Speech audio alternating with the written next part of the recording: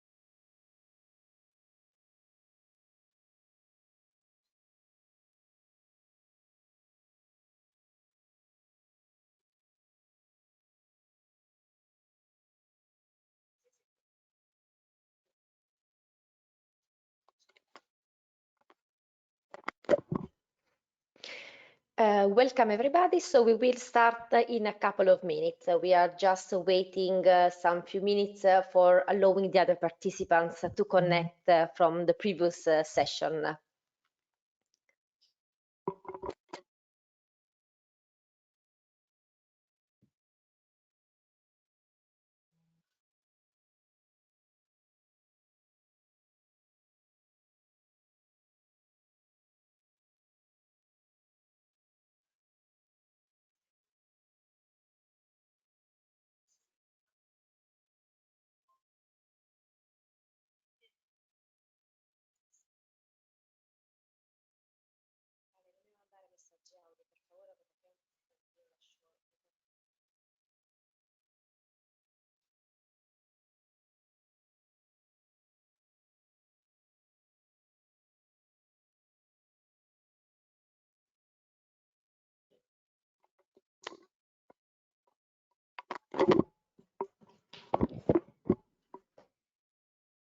Okay, so welcome again, everybody. There are a lot of participants already connected, so we are very pleased to announce the first speaker of this today's session. The session is dedicated to the EPTRI outreach and development. The first the first speaker is Begoña Nafria. From the Institut de Recherche San Juan de Deo, Fundación San Juan de Deo from Spain.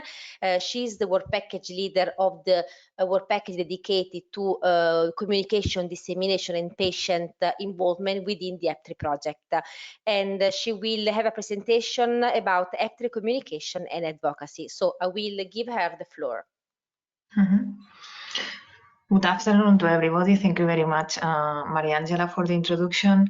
It's my pleasure today explain to all of you the work done so far in the working package about communication and dissemination. As Mariangela said, this working package has been led by the team of San Juan de Deu Research Foundation and basically for the team of the Patients Research in Engagement Department.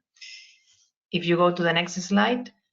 Basically, these are the points that I'm going to introduce to all of you today. The first one is related to the internal and external communication activities that we have done in the EPTRI project.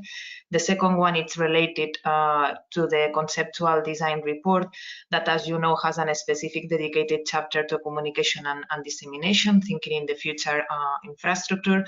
And the third one, but also I think that it's a very important in this project, it's the patient involvement activities, because we want not to perform a project centered in the patients, but obviously think in a future infrastructure where the patients can have an active role and an active contribution. If we go to the next slide. Regarding to the internal communication, the first activity that we did at the very beginning of the project was the communication and the dissemination plan. As you know, this is a deliverable, a report that helps us and all the partners of the project to think and execute the different communications activities. This is not a very easy project from the point of view of the communication to the general population, because it's a very scientific project.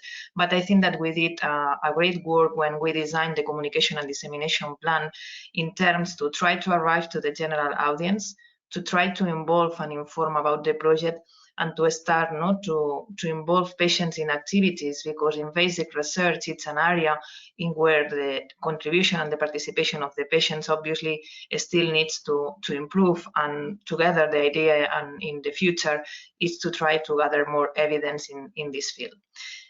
Another activity that we did from the point of view of the internal communication is to provide to all the partners tools in terms to help them to present the project and to disseminate the role that they have in different kind of events, and also in the different communication channels that the partners have. In this sense, we created a communication toolkit that is a collection of different resources.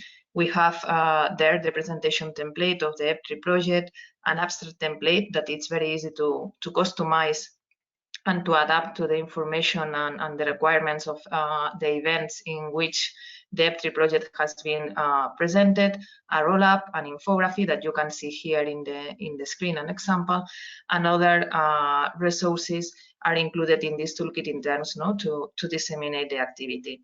We set up also a mailing list.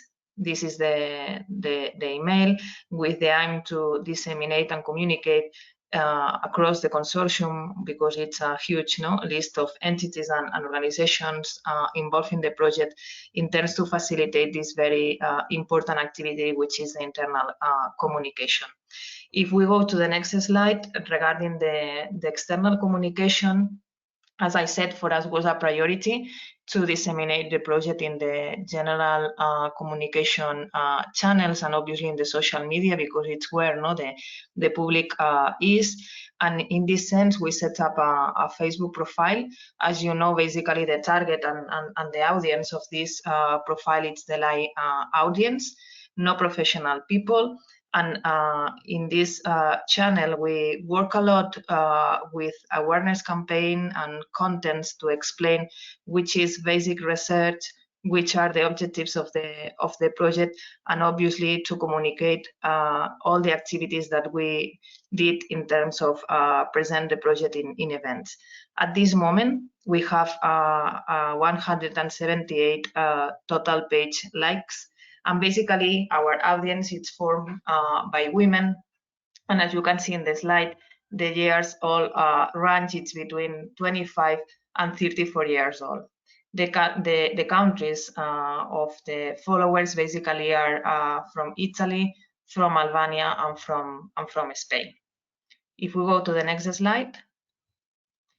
Here you can see these awareness campaigns that I have mentioned, that are obviously focusing topics related to science, and we have developed many, some of them focusing in the concept and examples about what is the biobank, what is the pediatric pharmacology, and many activities. Also, in terms to reach more impact in this channel, we have included several activities to connect the celebration of specific days, like the day of women working science, with the objective to reach this impact and interest in the general population. Also, we have worked with the topic of science in books, in genetics, rare diseases, or sample donation, that is one of the areas where the patients can contribute a lot.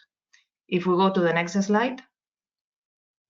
These are the KPIs about Facebook along these 2 years and 4 months of the project.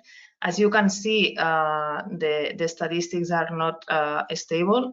In some months we have higher numbers than in the other ones, but this is basically for the algorithm of Facebook, that you know that in the last months the strategy is to be changing frequently in terms to move the people to invest resources in ads campaigns, because you know that this is basically the main business of Facebook. It's not easy, obviously, if we don't invest resources to have a high impact, and the analysis and the interpretation that we do about the numbers and the KPIs that we have in Facebook, it's good, considering that we didn't invest any economical resources to reach more people. If we go to the next slide. Here we have more KPIs about obviously the interaction and the activity on Facebook. I'm not going to go too much in detail, but in any case, this information will be accessible for all the partners of the project. If we move to the next slide, this is another channel that we have working now in the project. It's the LinkedIn profile. Here, as you know, basically we reach expert audience, professional audience, and in this sense, basically the content and the information that we disseminate, it's focused to reach researchers, clinicians, academic institutions, and also policymakers. We post an average of 12 posts per month, and the total page followers that we have at this moment is 118. The audience basically come from Italy and also from Spain, and the profile that they have on the social media, because we can check the profile of our audience, basically is that they are working in research, in healthcare, pharma, education, and biotechnology. In this sense, also, the interpretation that we do about the profile of the target that are following our LinkedIn profile, it's so good because we think that we have reached specifically the target audience that are connected with the topics of our publications and obviously of our project. The general contents that we disseminate in this channel are basically scientific papers, content related to biomedical and research and innovation events, meetings and workshops, webinars. We split a lot the word about the newsletter, in which we have very good numbers, and also information about articles on biobanks, pharmacology, etc., and any other information related to EPTRI presentations and activities. If we move to another slide. These are the KPIs. The engagement rate is 96. It's high. It means that we have important activity considering the number of followers that we have. The visitors basically they come from the desktop computer. It's probably around 60% of our audience. You have here the total number of interactions, people that have shared or have pressed the option of like on Facebook, and the number of post clicks. It means that 583 people have clicked to this post and access to the content that we disseminate there, that basically it's connected also with information that it's on the website. And the final number of the viewing impressions that we have during this period, it's 21,853. Thank you. Next slide.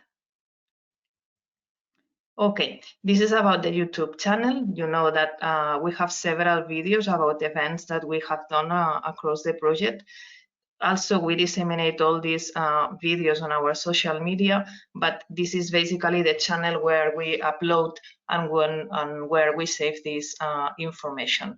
If you can see in the screen, basically we have a general video to explain the project. We have the recording video of a webinar that we did at the very beginning to help the partners to disseminate the project on their social media, and also the different meetings that we have organized across the project that have been recorded and are accessible for everybody in the YouTube channel. Next slide. Okay, regarding the EPTRI website, that basically it's our own brand on the internet. It's our own website. Obviously, we have the general information about the project, but we have specific sections like the news section, where we periodically update a such number of news and information related to the project. This is another channel that we monitor regularly, and also it's the channel where the people access to be a subscriber of the newsletter. If we move forward, you will see further information about the website. Next slide, please. Okay, here you have the statistics from January. Here there is a mistake. January from 2019 to March from 2020. These are the total visitors of the platform, of the website. We have a good number of people that they return to visit the information. It means that they are regular visitors. And basically here, the traffic also comes from Italy, because you know that there are many people in the project involved from this country. The second country in terms of traffic to the website, it's not European, it's from the United States of America. Third one, it's Spain. And the fourth one, it's France. And the total page views, it's more than 25,000. The traffic to the website basically also comes from computers, from desktops. And it's a traffic that it's direct traffic. It means that it's people that basically the first thing that they do to access to the information about EPTRI is go directly to the website. They are not accessing to the information from the website using a search engine or social media. It means that we have several people that directly it's interested to access and to follow the information of the project. Next slide. Okay, this is the information about the 10 most visited pages of the of the project. The first one is the homepage, because as you can imagine, it's a landing page for everybody that needs to know which is the objective of the project and to access to the other sections. The second one is the section dedicated to the about of the project, and the third one is about the news. Next slide. Okay, newsletters. For us, it's a good opportunity to inform about the project to the people that they are not dedicated specifically to follow the project. It's an indirect way to inform about the activities done so far in the project. We have sent 7 newsletters. The last one was specifically dedicated to promote and spread the word about this event.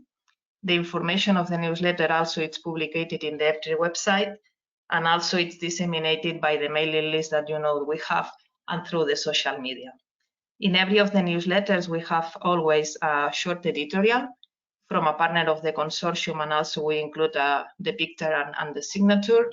And usually the content that we publish here is related to the last news, presentations and events relevant in which the partners have been involved, scientific publications related to the project, and also on specific events that we consider are relevant for the people that it's going to receive this newsletter, where they can see the topic of the event, the dates, and the place where the event is going to be held.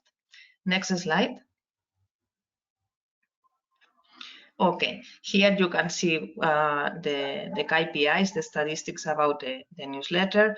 You will see that more than 1,000 people is receiving information about the EPTRI project.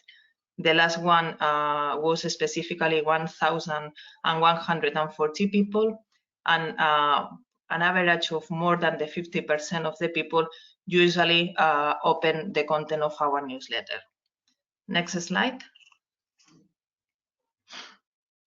Okay, regarding communicational materials, we have created a brochure of the project that basically the objective that has is to inform about the different services that we can offer. This brochure is addressed to the audience coming from academic institutions and pharma. There is a digital format, but also a paper copy format. And also we have disseminated this material in the social media. It's accessible in the website and obviously through the newsletter. It can be also adapted in a format poster or a roll-up poster, and also is available for everybody that can be interested to translate in other language beyond the English language, that it's the commitment that we have in the project. Next slide. Okay, this is the example about the brochure. You can see that we work a lot to have a pediatric design with the images, and obviously the content it's fully dedicated to explain with the maximum accuracy about which are the services that we can provide to external organizations interested in the EPTRI infrastructure. Next slide. Okay, as I mentioned, and it's accessible on YouTube, at the very beginning of the project, we did a webinar addressed to the partners, but now, since we upload this information on YouTube, it's accessible for everybody, focused in the topic about social media, with the aim to facilitate to everybody to spread the word about the project, or in general about science, but also to be very critical with information that you can find on the internet, and also consider which is meaningful and relevant information or not, because on the internet you can find many kind of information, and not always this is information coming from a source that you can trust. Next slide. Okay, here you can see that we have included in this webinar, as I said, tips to create messages on the social media, how to communicate scientific contents, and also how to facilitate to everybody to have access to scientific information using light language, because I think that this is basically one of the commitments of the people that are working in science, in terms to make accessible the information to everybody. Next slide. Okay, events. We are very happy with the events that the partners of the EPTRI project sorry, have been involved. Basically, the activity has been concentrated in the year 2019, and we have been involved in events in different European countries. All these events have been a great opportunity to spread the word about the project, and also after these events, the partners involved have reported the information to the communication team, and we have dedicated a specific piece of news on the website. Next slide. You can see here several examples about how we have communicated on the social media and also on the website these events. We have had different conferences, and in some cases the activity done in these events has been a poster. Next slide. Okay, let's move to the second topic of our presentation, that is the communication plan for the CDR. Basically, the objectives of this document is to define the dissemination strategy for the future. The idea is to think not only in communicate a project, it's to communicate services and activities of the future infrastructure. We have developed tools to make more visible and to have more impact for the EPTRI future infrastructure. We have also dedicated a specific chapter to networking activities, to promote also the EPTRI services, and obviously to facilitate the knowledge translation to the pediatric research field. Next slide. Okay, this is the basic structure of the information dedicated to communication and dissemination plan in the CDR. Obviously, we have done a critical analysis about all the experience and all the activities done along the project, and in this sense, we have rethink about the target audience, which are the best channels to disseminate the project, because now we have the experience, we have the statistics, and we think that also the future infrastructure probably also needs to have dedicated resources to promote the services on the social media, because as you can see, the numbers usually are better when you invest resources. Also, for the tools for the future infrastructure, we are having in mind to work with the newsletters, because for us it's a very proactive tool to communicate the activities. A dedicated brochure or brochures accordingly with the different networks working in the future infrastructure. Also, the patient's toolkit that I will explain later what is this outcome of the project. Webinars and scientific activities, but addressed to the general audience. Press releases, because we think that also if we involve the means of communication, we can have more impact. Participations and events and other activities.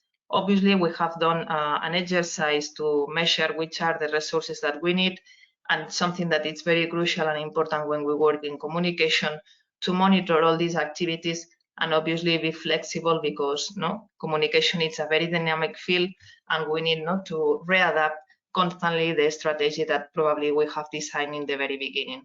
Next slide. Okay, regarding the dissemination channel, obviously we want to continue working with the EPTRI website. For us, it's very important to work also with a better design of the information in terms of key research. It means that we need probably to improve the strategy from the SEO perspective. In this sense, if we also can invest a small budget, because sometimes it's not a big budget, but if we can invest a budget in terms of the Google capacity to facilitate the people to spread the word about the project, is something that we think that it's good for the project. Also, it's a nice opportunity to dedicate specific contents according to the audiences, and I think that we need to segment the target audience of the different piece of news and sections of the website. And as I mentioned at the very beginning, any campaign or information that needs to be in the future website needs to be monitored in terms to improve our activity and obviously to reach more people. Next slide. Okay, regarding the dissemination channels, and when we talk about social media, for us it's important to keep Twitter, because it's a channel that is working so good also with professional audiences. It's a great opportunity to improve the awareness of the project and to disseminate specifically outcomes, activities, and to streaming events or activities that we can do in the future years. For us, LinkedIn is also a channel that we suggest to continue working on it, because it's where the professional people is working. It's where usually they check information about services, congresses, and this kind of activities. And also it's an area where we think that probably we can invest resources for specific LinkedIn advertising campaigns. And also YouTube, because people prefer see a video instead to read a report or another kind of format text document. In this sense, YouTube for us is a nice tool, because where we can put our videos, explain services, educational activities, or other kind of events that we can perform. In this sense, and for the future communication strategy, we think that probably the channel that has less impact for us, it's Facebook. And in this sense, we have decided to remove for the upcoming years in terms of communication of the EPTRI. Next slide. Okay, we think that, as I have mentioned, to work together with the communication channels and the communication means, it's good for the infrastructure. And in this sense, we have in our plans to work like a press department and to launch and split the word of different press releases. The first press release that we suggest to launch is related to the starting of the new research infrastructure, but also we think that it's a nice opportunity to explain how the network works, and that we have available a centralized point to standardize this communication and activities across the different networks involved. Next slide. Okay, other communication and dissemination strategies that we have on mind and we have included in the CDR, it's an annual report, because we think that it's a nice opportunity to spread the word about the project, where we can explain the services done so far, the scientific events organized by the infrastructure or in which we have been involved. Also, it's very important across the upcoming years to participate in these events and bring the opportunity to access to information about the EPTRI research infrastructure. In this sense, probably we think that would be great to have dedicated merchandising, and for the scientific target and the scientific community, it's very important that we continue doing our great efforts to have scientific publications, because basically this is the way that we can sell our services, because we can demonstrate what has been achieved so far in dedicated projects and activities. Next slide. Okay, here we have done a suggestion about the human resources that we need in terms to work with this new strategy of communication and dissemination. We need probably people working doing graphic design, obviously communications managers, and it's an added value for our project to have people working from the science communication. And the second point that you can see here in the slide, as usual, we need financial resources to move forward. Next slide. Okay, the topic about patient involvement. As I have said at the very beginning, for us and for the project, it's very important, because I think that it's an added value to demonstrate that the patients can be involved in basic research. In this sense, we have done a research work across the project to analyze and to gather ideas and specific activities in which the patients we envision can be involved in the future infrastructure. The first activity was a focus group that was performed on March of 2019 in the General Assembly that was held in Madrid. And here, all together with all the partners, we did an analysis about which were the positive points and probably the weak points to involve patients in 10 different areas, where we envision at the very beginning that the patient and public involvement in basic research can be performed. In this sense, we elaborate at the end a document that has been allowed to us to move forward in a dedicated outcome of the project. That is a toolkit that I'm going to introduce to all of you now in the future slides, and it's going to be one of the final outcomes of our working package at the end of this month. Next slide. Okay. Another activity that we have done with the patients, it's that we have collaborated with the Working Package 8 and the Working Package 11 in a dedicated survey to know which are the preferences and the experience of the children taking oral formulations. This questionnaire, this survey was reviewed and translated to different languages according with the different young persons advisory groups involved in the EPTRI project, that were the team from Albania, the team from Barcelona, and the team from Bari.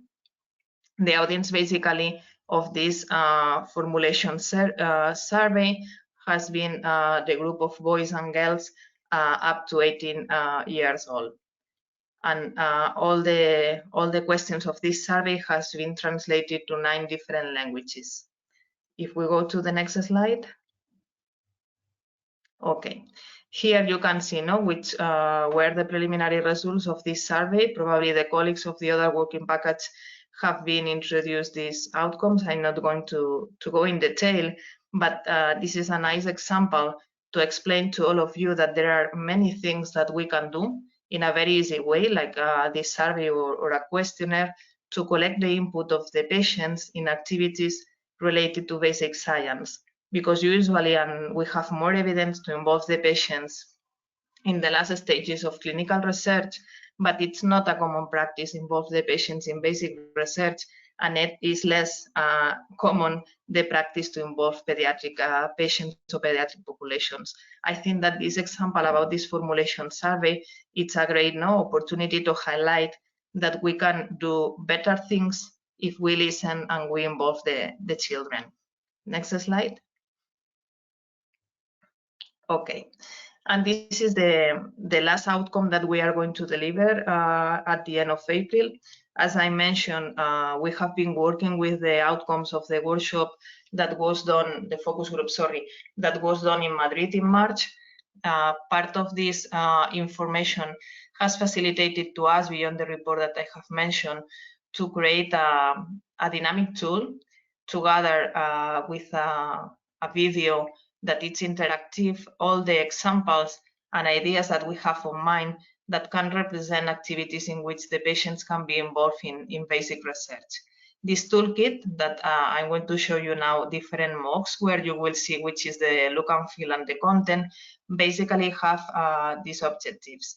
The first one is to educate the patients and the families, because we need to involve them in these activities. But before this, it's very important educate them in these topics and also explain to them what we expect from their participation in these activities related to basic science.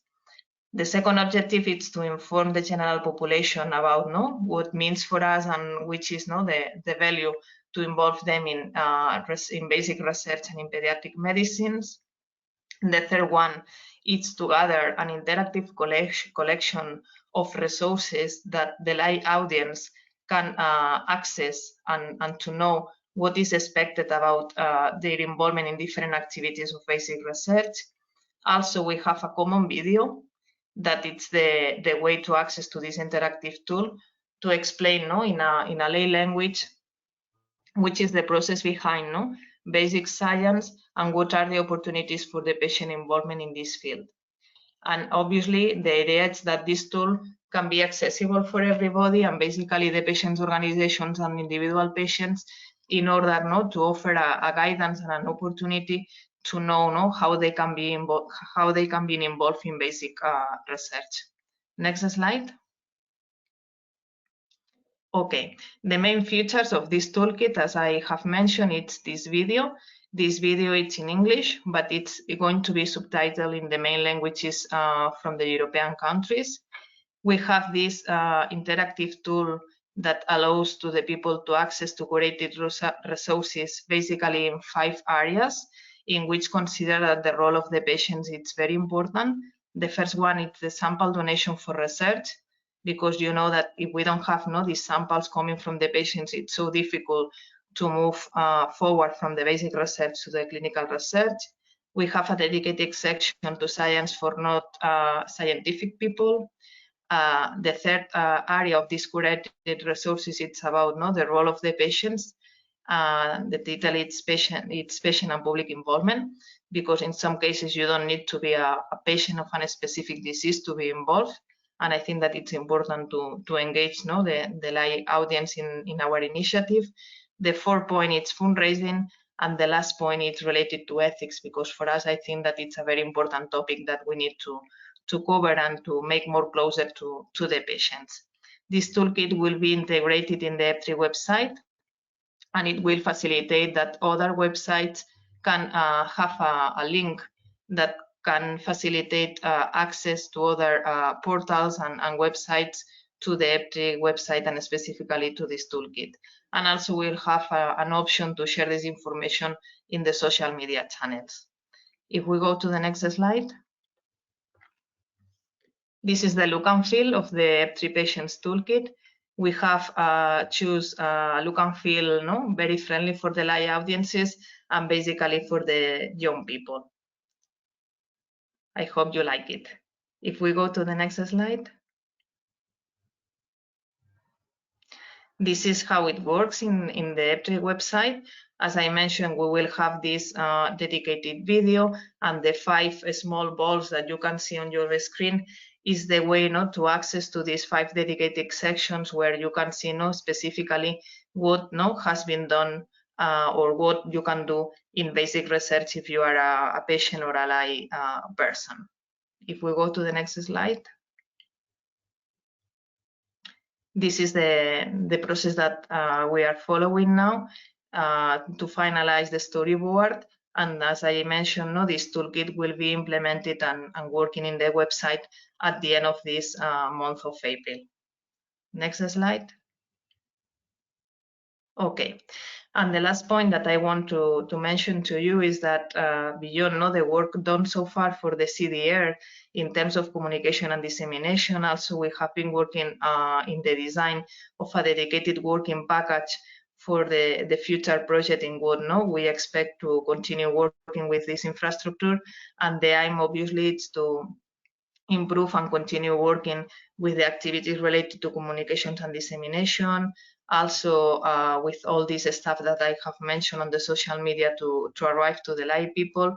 But obviously for us it's crucial and important to continue working in the patients and public involvement and try to gather evidence about which are the benefits to work with the patients in basic research. And this is my last slide. I think that the questions and answers will be later. And thank you very much for your time. Thank you, Begonia, for this very interesting presentation. Yes, I agree that communication activities are something that is really of importance also from the European Commission, and that is one of the requirements to disseminate as swiftly as possible all the outcomes arising from the project. And I've seen that a lot of achievements have been done so far. I will go now to the second speaker of this session. And I'm pleased to introduce Dimitrios Athanasiou. Is member of the Pediatric Committee and from the European Patients Forum in Greece, and is going to present EPTRI outreach and networking.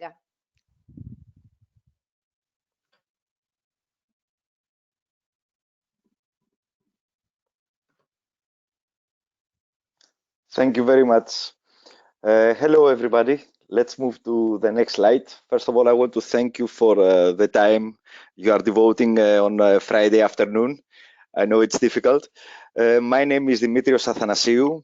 As I was introduced, I'm a patient representative from Eurordis in the Pediatric Committee of EMA, and I'm also a board member of the World Duchenne Organization and EPF. Following Begonia's presentation, I was invited to share with you some thoughts for the future from the patient perspective on the next level, following the communication and dissemination activities. In our perspective, we can do a great job, but if we work in isolation, the result and most importantly the impact will not be the one that the pediatric population needs. And I'm related to this because I also have a son with Duchenne. So I have a business background, but the last 8 years I'm involved in the patient advocacy due to my son. So the future of EPTRI is important for us. The future also is based on the expansion of the EPTRI's outreach and networking strategy, because we need the other stakeholders to be actively involved in EPTRI in a systemic manner, not ad hoc. So we need them to buy in the concept of EPTRI, and also we need them to understand what's the value that EPTRI brings, and what are the needs that it covers. Next slide, please. I have to have the boring slide about the 3Ds, is the disclaimer, the disclosure, and the declaration of interest. Down for the ones that can see the presentation is our newest board of directors. We have the disclaimer is these are my own personal opinions. I don't have any financial relationship to disclose, and you can find my declaration of interest in the EMA site. Next slide, please. So I'm here to introduce you also to our organizations that are working closely to guarantee this future. So it's the World Duchenne Organization and EPF. Some words about our organizations. Next slide, please. Thank you. So World Duchenne Organization, in order to understand what is it, I have to tell you just 2 words about the Duchenne. So Duchenne muscular dystrophy is the most common lethal genetic disorder among children. It's 100% fatal. It affects boys. The boys you see in the picture will be wheelchaired by the age of 10 to 12.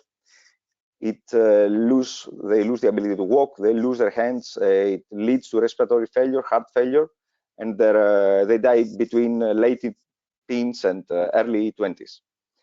So the need is there. The World Duchenne Organization represents a highly sophisticated and well-structured patient community. We are in this business for more than almost 50 years now. We tried and failed many times, but we are learning, and we want also to bring these learnings to you. As you will see, it's not the average rare disease community. It more closely resembles a well-oiled advocacy machine, I would say. It finances and shapes medical innovation and advanced technologies. It co-designs and influences regulation and policy in a global level. To have an idea, the Duchenne community globally, it funds research of a value of $80 million per year. And this is also very interesting case when we're discussing about sustainability, when we're discussing about possible partnerships. The Duchenne community finances from basic research, which can be animal models, it can be molecules, it can be gene therapies, viruses, but also it expands to data sharing platforms, validated patient-reported outcomes. So I will quickly pass from the points that you see in your slides. It is based on global advocacy, regulatory, and policy work with a high interest on basic research and extended pipeline. We are members of EMA as an eligible organization, and FDA, the US party, member of Eurodis and EPF. We hold also 2 board member seats in each one. 4 members around 5 continents, 4 patient organizations. We have scientific directors committee, Duchenne data platforms, initiatives, certified centers, and many, many other projects. If we move to the next organization, to the next slide, which is EPF, for the ones that can see the slides, you can see that almost where EPTRI exists, also a member of EPF exists. So European Patient Forum, EPF, is an umbrella organization that works with patient groups in public health and health advocacy across Europe. It has 72 members. 70% of them are pan-European disease-specific organizations, so the umbrella organization for specific disease, but the 30% of them are national coalitions that cover all the diseases in specific countries. We are based in Brussels, actually a few blocks away from the European Commission. It covers almost, as I said, all the countries that EPTRI is present, and it will be a strong ally both in EU policy arena, since EPF is the strongest patient policy and lobbying organization in EU, but also through its members in the national level, where patient advocacy and support is needed and can be crucial for the national hub, but also for the national research activities. Next slide, please. And we are here, as Begonia said, with a common objective. The objective is to meet the needs of the pediatric patients. From the pictures, and I can tell you from also my experience in EMA in the pediatric committee, when it comes to rare conditions, when it comes to neonatals, when it comes to rare cancers, the production, the products, the coverage of the medicine and the access is very disappointing. If we see the numbers, next slide, please. And I can easily talk for rare diseases because we belong also to that field. 30 million European citizens are affected by a rare disease. Have in mind that 50% of these people are children. 35% of all deaths in the first year of life come from a rare disease, and 30% of our children don't go to their 5th birthday. So these are the numbers that we also try to tackle with EPTRI. The numbers we try to change. If we move to the next slide, I can show you the production line, how many drugs we have. So the last 20 years, we have 110 products, maybe now we have 115. But we have 7,000 rare diseases. And when we're talking about these 100 plus products, we're not talking about cures. We're talking about products that can affect a bit, a lot, or majorly the life of the pediatric patients. Next slide, please. So in our perspective, at least, a European pediatric translational research infrastructure, EPTRI, is and can be a solution. As it's stated in this beautiful website that we have, the aim is to propose a developmental model for a future research infrastructure. EPTRI cannot be successful in isolation. From our experience, we need to focus in 2 areas. Firstly, we need to raise awareness, public awareness on the need of the science for children's health through developing impactful activities through patients and families and also the public. We need to help people understand why we need the EPTRI. Although I have to admit that after the COVID-19 outbreak, the perception of the need of the research in general is increased, we have to continue, we have to persuade for the need. Secondly, we need also to impact the ethical aspect, the ethical troubles that we sometimes face when it comes to pediatric research. And I'm sure that you have faced it a lot of times, but I can tell you that especially when it comes to this vulnerable and neglected population, our experience is also the same. If I wear my regulatory hat, I can tell you that we're discussing here about the naive patient or the ethics committees or the lay people, but even the regulatory discussions. I remember we had one discussion about an ultra rare disease, very severe, with life expectancy of 16 months. And when we had the product on a gene therapy, one of the regulators said, yeah, but it will give you cancer in 10 years with a life expectancy of 16 months. So we need a mind change. We need to move the way we think in the development. Next slide, please. So in our perspective, we have one specific goal. We need to boost the outreach of the network and the network itself. How we can do this? We can liaise with pediatric research initiatives, programs, and projects, of course. We have to assure that the critical involvement of the patient is there, because the patient is a force that can work with us or against us. We have to assure that we have the policy and the regulatory decision makers buy in our concept, buy in our belief that this is a solution, and definitely the funders. Finally, obviously, we need to reach out to the real world of medicine, so including the pharma, the biotechs, the SMEs, and we have to prove that it is value for them also. Next slide, please. I have one very simple slide about the mapping. To reach our goal, we need a strategy. We need a strategy that it will identify the other stakeholders. We need to map them, to develop specific strategies to reach out to them and to have them involved. You can see in this slide that the basic stakeholders that we identify are, as I said, the governments, the patient organizations, the regulators, pediatric, pharmaceuticals, existing networks, and in general, the pediatric research community. Next slide, please. How you can break it down? We break it down in 7 steps. So the development and the outreach plan is needed and it has to be implemented.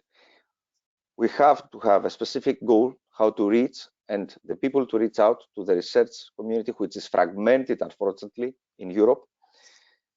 We need networking with the European Strategy Forum and research infrastructures already, outreach to the pediatric, biopharmaceuticals, reach patient organizations, governments, EU bodies, funders, and definitely to merge all these stakeholders to a stakeholder forum. Next slide, please. In our mind, in my mind, this can work in 3 streams. The first is to create and maintain a network of collaboration between the research groups. We need to bridge these groups with the existing ones and to bring new. And finally, to build and maintain an active and involved multi-stakeholder forum. We need to promote the research. We have to sell that it's important to the rest of the stakeholders, especially to the public. We have to leverage what we have already. We have to deal with the fragmentation that we said, and we have to keep the pediatric medicine development very high in the agenda, very high in the political agenda and the EU agenda also. Next slide, please. In order to do so, 2 parts that we think is essential. We have worked and used these tools in our communities, is a dedicated outreach task force that needs to be created. The members of this task force will be appointed by the partner who is responsible to reach out to each dedicated stakeholder group, because each stakeholder knows each other. It's completely different if, for example, me as a patient advocate, I can reach out to a research network, and it's a completely different if a national hub reaches out to them. And the second is to create a team of ambassadors. If we say that we want to keep the agenda high, we need an external stakeholder platform, very well organized, independent, that will work with the previous outreach task force in order to create an impact and influence the policy and the regulatory changes that are needed. We have the pediatric regulation under discussion. You see that there's a lot of the discussion needed. We have to have in the agenda the research more and more in this topic. Next slide, please. So this is my final slide, because I know it's Friday, late afternoon. From my view, is EPTRI the solution? I cannot really tell you the solution, but I can tell you that it is a very big part of the solution. So thank you for your time, thank you for your attention, and thank you also for all the work that you do for our pediatric patients. Thank you so much, Dimitrios. Okay, I will skip all the questions at the end of the session. So I would like now to introduce the next speaker, that is Michaela Meinhofer from BBMRI, that is the research infrastructure dedicated to biobanking and biomolecular resources based in Austria. And BBMRI is also the leader of the work package dedicated to pediatric biomarker and biosamples, that is the thematic research platform. And she will present the Pediatric Health Common Service done in collaboration with the BBMRI.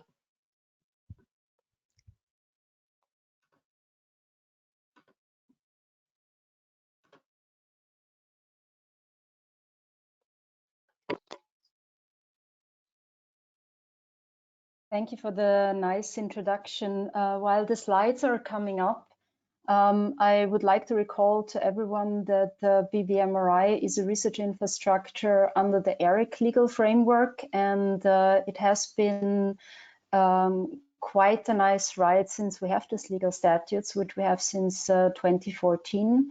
We were among the first to be granted the ERIC status in the biomedical science field. And it was about a 6-year process all in all to get the ERIC legal status. With this, I'm happy to start my presentation once the slides are up. Wonderful. I tend to be very brief in my presentations as I hope to have a good discussion. And the work that we did within EPTRI was to identify what ELSI services are needed, and that means also what is the objective of such a joint service. Or common service, as it also can be called. So obviously, the objective should be to protect the rights and well-being of the children considered as the future generation. So to have a clear, positive outlook and generational long goal outset in the objective. But to be very clear, to promote appropriate research participations of minors based on age and mental capability. So marrying the future outlook and where we're heading towards what can be done now in a tangible manner. To support the design of research studies in collaboration with research participants, particularly with minors and their families.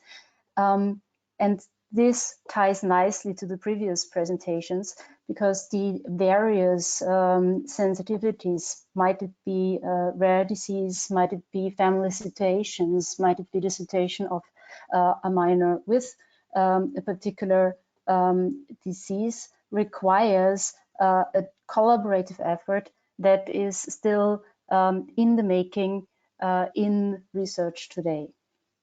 To enter in a dialogue and enable a dialogue with policymakers, researchers, sponsors, patient organizations, families, and minors also ties wonderfully with what we heard from previous speakers, as it is in the intersection between science communication, communication to policymakers, communication to the outside, communication to the researchers, communication to the families.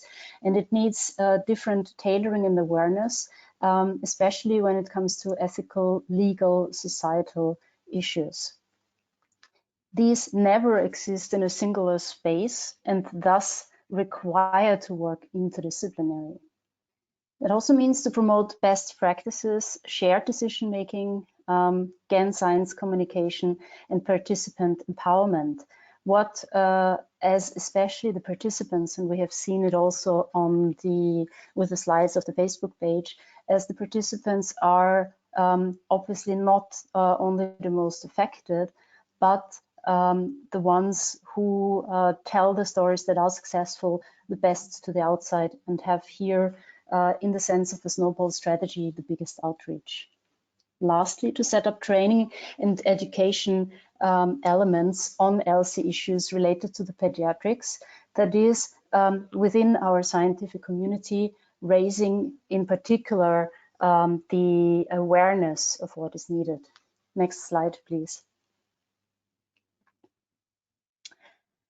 What you see here is the BBMRI ELSI Services and Research page, which is currently under revision, and the newest version was just uploaded a minute ago.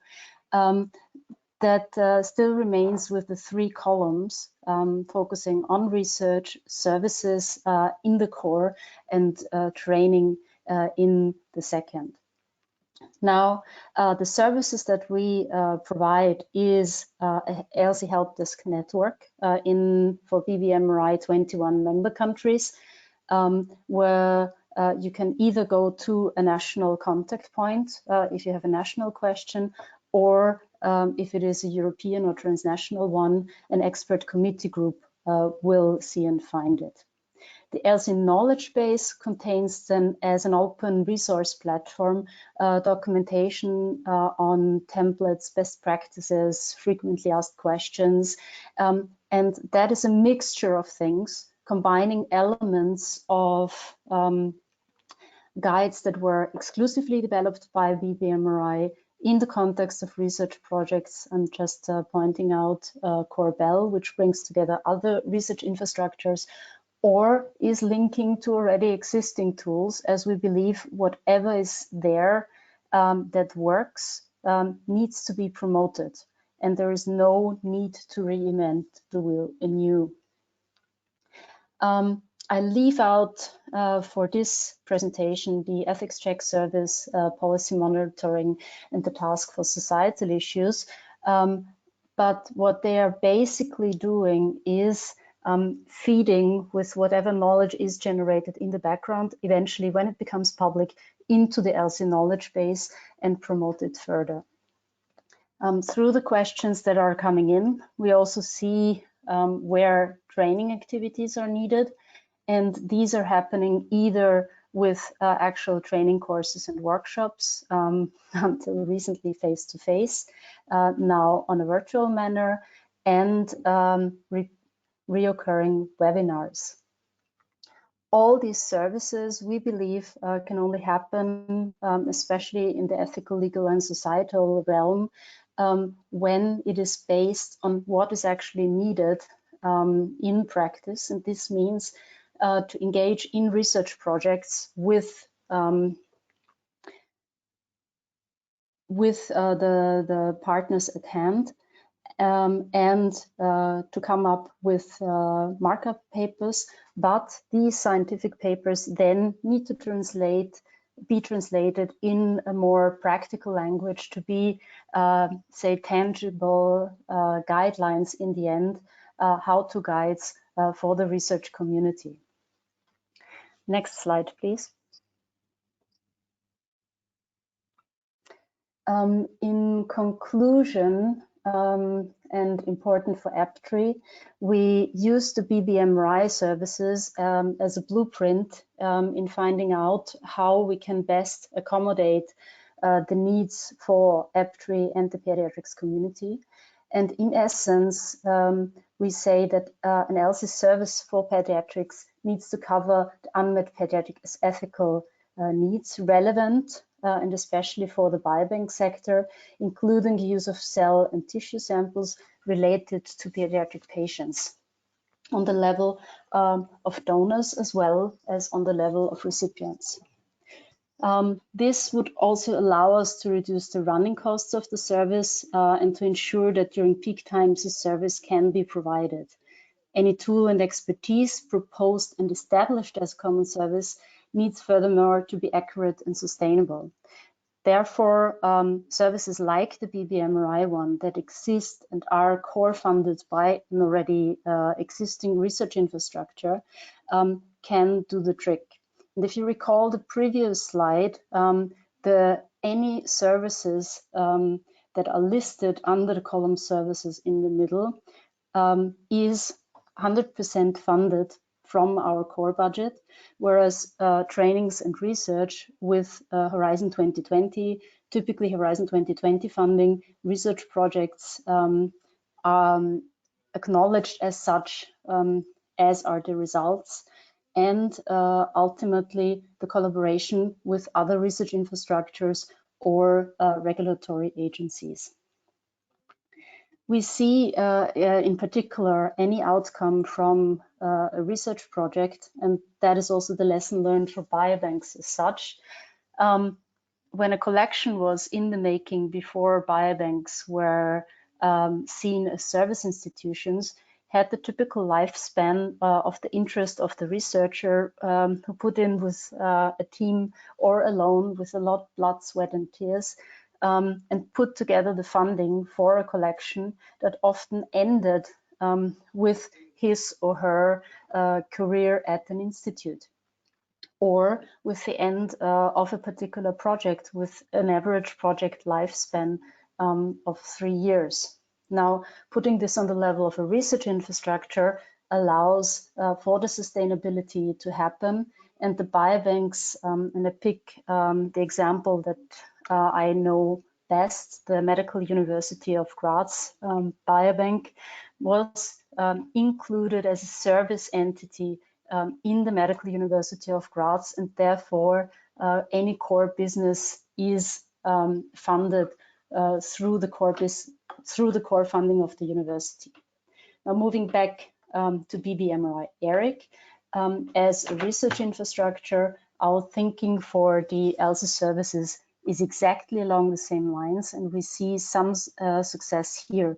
If we engage in a project and a deliverable that we did and was good and accurate at a certain moment in time, can now, being included in the core facility, be also updated, as we have processes to at least once a year look into all our files and assess, is the information in there still accurate or not, or from the questions that are coming in via the LC help desk, what is actually needed from the community and how can we accommodate for that.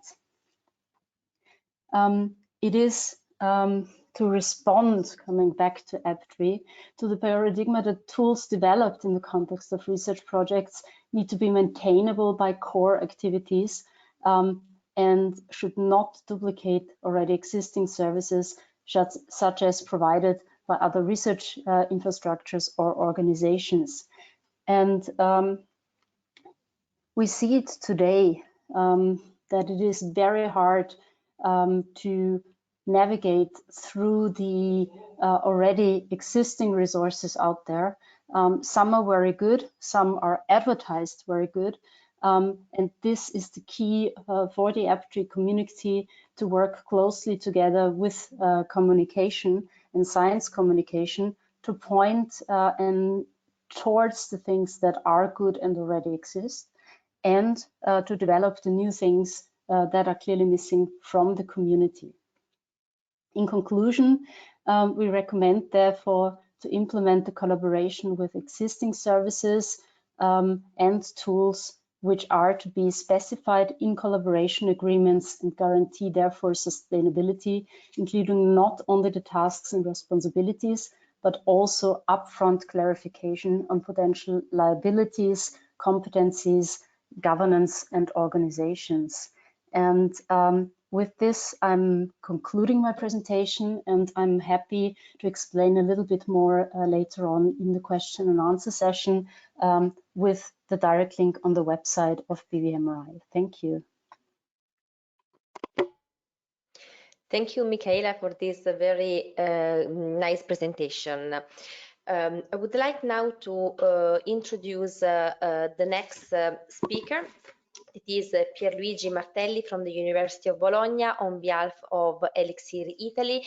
This is another example of collaboration with already existing research infrastructure, as it was done with the BBMRI, as you correctly explained. Now this is an example of common service with the other research infrastructure, Elixir, dedicated to pediatric data interoperability. So I will now give the floor to Pierluigi Martelli, and I'm going to share his slide as well. Thank you very much for the invitation. Thank you very much for the introduction. I will introduce very briefly what Elixir is and what are the possible collaborations with EPTRI in the field of data interoperability. So I will spend some word about data interoperability because maybe it is not your field. So next slide, please. So we all know that life sciences are living an era of in which it is becoming a big science, a big data science, because we have, thanks to the modern technologies, the possibility to recover a lot of information, a lot of data from biological systems, going from genomes, genomes, microbiomes, metabolomes, etc. And all this data needs an infrastructure to be processed and to be stored and to be made available to the overall community in order to support life science research and translational research in different fields, including and in particular in medicine. Next slide, please. So Elixir is the European answer to this need. It's a research infrastructure that tried to face the big data challenge in biology. And it is a intergovernmental organizations that was established in 2016, and it aims at collect at made available bioinformatic resources in terms of database, softwares, training, supercomputing facilities, storage facilities, and best practices. So this is essential to make the advancement in research in different fields, as I said, and also in different productive realities. Next slide, please. The formal organization of Elixir is a European, pan-European distributed infrastructures because it involves 23 national nodes, each one participates with different organizations. In particular, over 160 organizations participate to Elixir and make available to the scientific community their tools, their databases, their computational facilities. The structure is has a central lab that is located in Kingston at the European Bioinformatics Institute and several national nodes.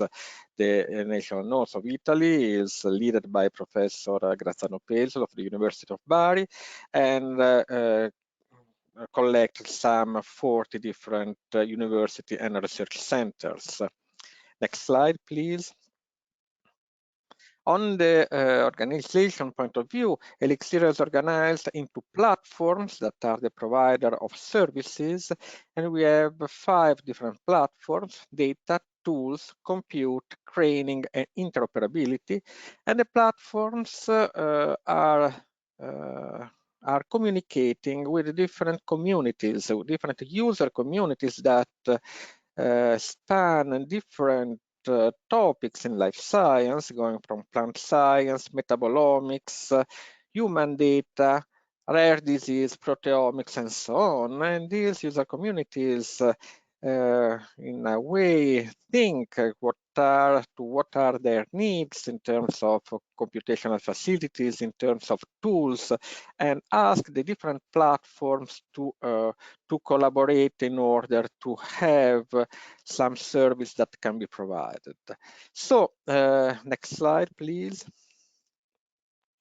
So the organization into the 5 platforms is functional to the fact that the discovery and the innovation in the big data era needs a very complex ecosystem. An ecosystem that is made of different data. You are collecting different data on different domains, data that sometimes are heterogeneous, sometimes are fragmented, are distributed in different locations, are made by different research centers, and they have to be contrasted or integrated in databases that again are heterogeneous and fragmented. Then in order to analyze this data, we need tools, and we have a lot of different tools that can be combined into different workflows to make very complex computations. And of course, this computation has to be performed in computing platforms that again can be very heterogeneous. We are in the here now of cloud computing, so the resources are distributed around the world. And all these elements that are data, tools, and compute are important for the discovery and for leading innovation. Next slide, please. And in order to make this ecosystem to communicate, to make possible to the different unit of the ecosystem to communicate, we need something that is called interoperability. The interoperability is all the arrows that are in the that were in the previous slides, and interoperability has to do with plugs. Is how to plug within each other the different databases, the different data, the different tools. And so interoperability activity works on standard formats, on devising a standard description of concepts or ontologies, to devise a standard and stable identifiers for the different files, for example, and to study what are the most suitable description of resources with metadata, and to make this metadata machine readable in order to automatize most of the research and the search of data, to have, of course, clear access and privacy policy. This is very important in the field of human data. There is a community of human data that works on that issue. We have also a technological part that is how to deploy the different tools on different computational architecture, and how to make possible to this different computational architecture to communicate each other, to distribute the work when the works are very heavy, and to combine different tools and data into workflows. Next slide, please. So the guidelines for the interoperability in Elixir, but I would say in all the science worldwide, are the so-called FAIR principles. We need our data and our tools in every field to be fair, meaning findable. They can be found by the researcher that needs the data or the tools. They need to be accessible, they need to be interoperable, and they need to be reusable. All these issues are important to make our research effective and to make our research reproducible. That is a very important issue this day. Next slide, please. The adoption of the FAIR data principle allows to automatize the processes because it enables the machine readability of data and metadata, so it minimizes the intervention and the possibility of error introduced by the human intervention, and it allows a streamlined acquisition and integration and analysis of data, minimizing the need of manual working on data, for example, for changing the formats, for putting the most suitable data file and so on. And this, of course, will end up with more rapid answer to scientific questions, to very fast or faster time to obtain a value from the research, to accelerate research and development in all the fields. In particular, it also enables to analyze more precisely data and segmented data. That is very important in the case of personalized medicine, for example. Next slide, please. In this context, we devised to build up a common service with EPTRI to help EPTRI in use data in a more efficient way. And there are 3 activities, at least, that we can foresee, that we can envisage.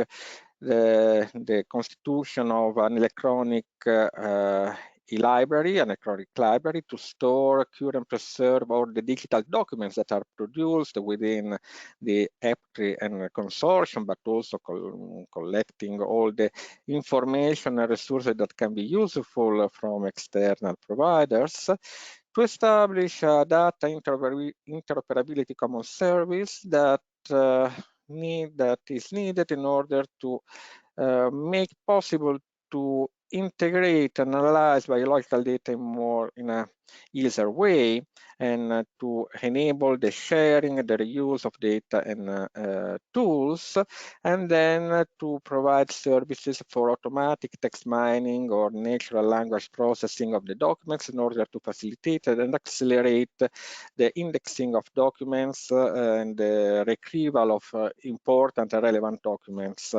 within a topic or following a question. Next slide, please. So more specifically, the Common Service for Data Interoperability will try to study with, of course, the EPTRI participants, what are the standards that are needed, what are the metadata services that are needed, the ontologies, the way of annotating the data with metadata, what are the register of services and data set that can be useful for your research, and what are the search engines in these data sets, how can we derive more easily the information from these data sets, sometimes also with semantic searches, how can we make the identifiers in the dataset standard, and how can we use the data you produce and the tools that you need, how can we describe them and enable the production of workflows that allow to make computation into different computational systems that can be distributed around the world, and so how to harmonize the tools and pipelines in common interfaces. And Elixir developed through the years several solutions for all these problems. I will introduce just some of them that I think can be used also in the context of EPTRI. Next slide, please. So the first one is fair sharing. Fair sharing is participated by Elixir. It's not an Elixir product.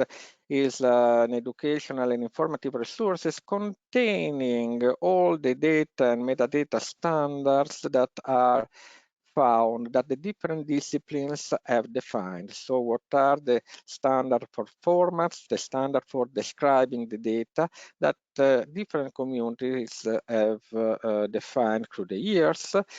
As you see, fair sharing contains more than 1,300 standards and databases. Most of these standards and databases has to do with life sciences and natural sciences, so they can be used and adapted in a context of medical research. Next slide, please. And they have been used, for example, in the context of Elixir by a community that is the rare disease community, that is a community that is very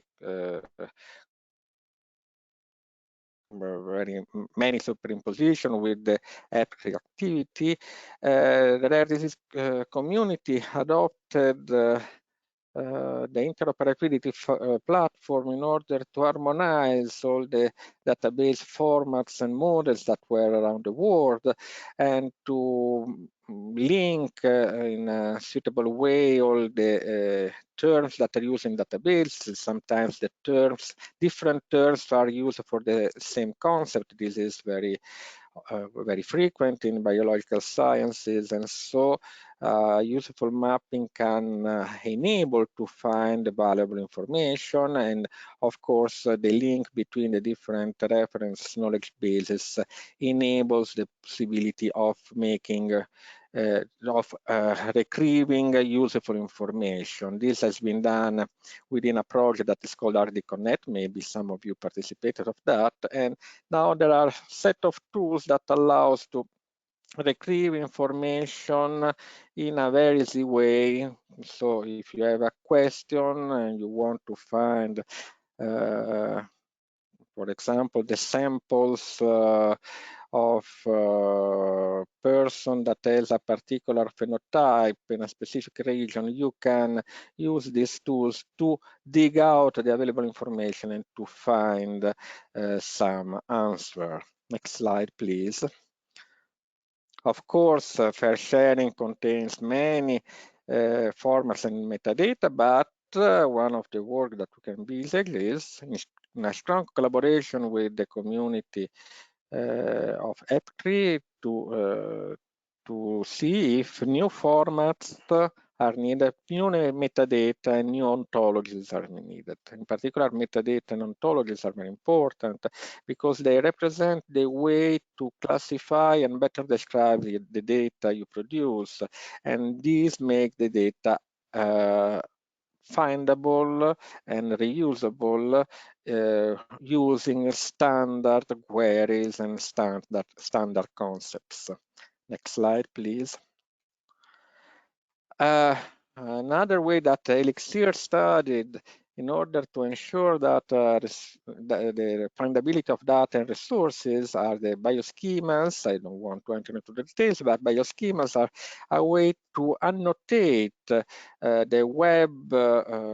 web resources, and this annotation with standard terms and standard procedures make the web resources findable with a query, for example, in your Google form, and make possible for the computers to understand what is the type of resources that are retrieved and how it is possible to combine these resources. Bioschemas is a project that is strongly supported by Elixir, and by now more than 70 resources have been annotated with bioschemas for more than 1 million pages. Next slide.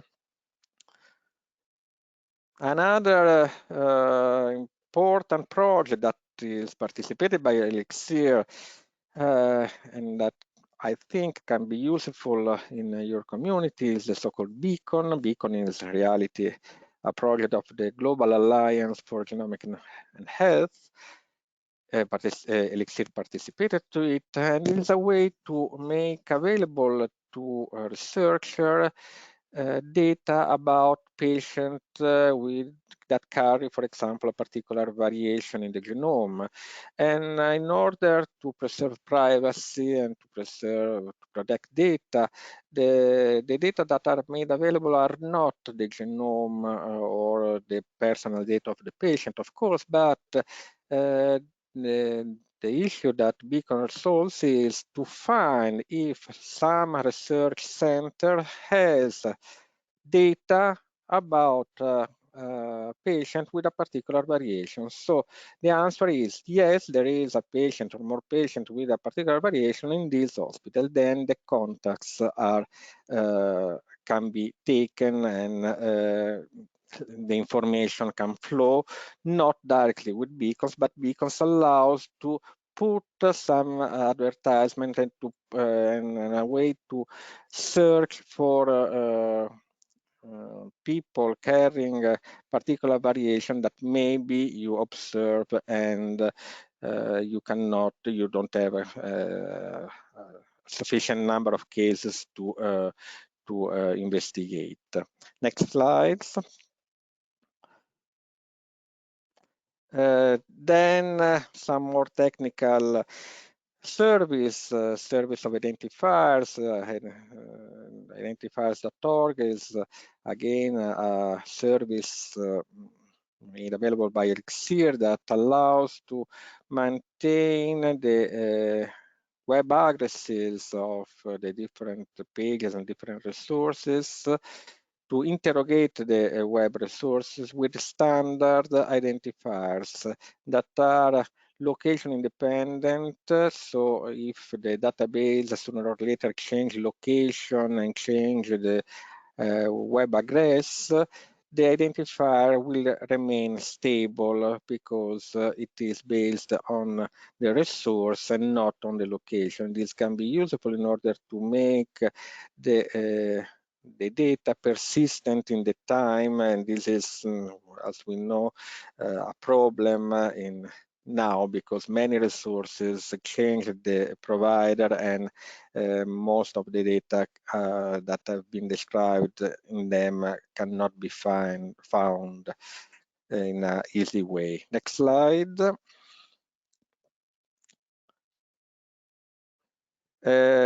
Again, to ensure reproducibility, not only the identifiers and the resources have to be indexed in a very permanent way, but we need also to ensure the reproducibility of analysis.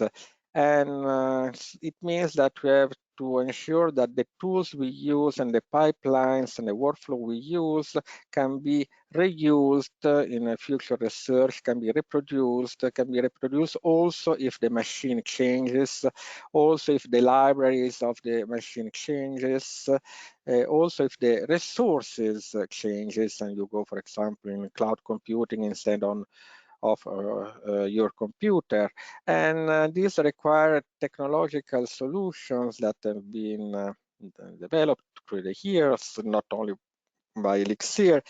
Two of them are biocontainers and common workflow language are two ways to make possible to reproduce your analysis on the same data or different data in different times, and in particular to deploy all the tools in different computational environments, going from your workstation to the high performance computing facilities or cluster or cloud computing.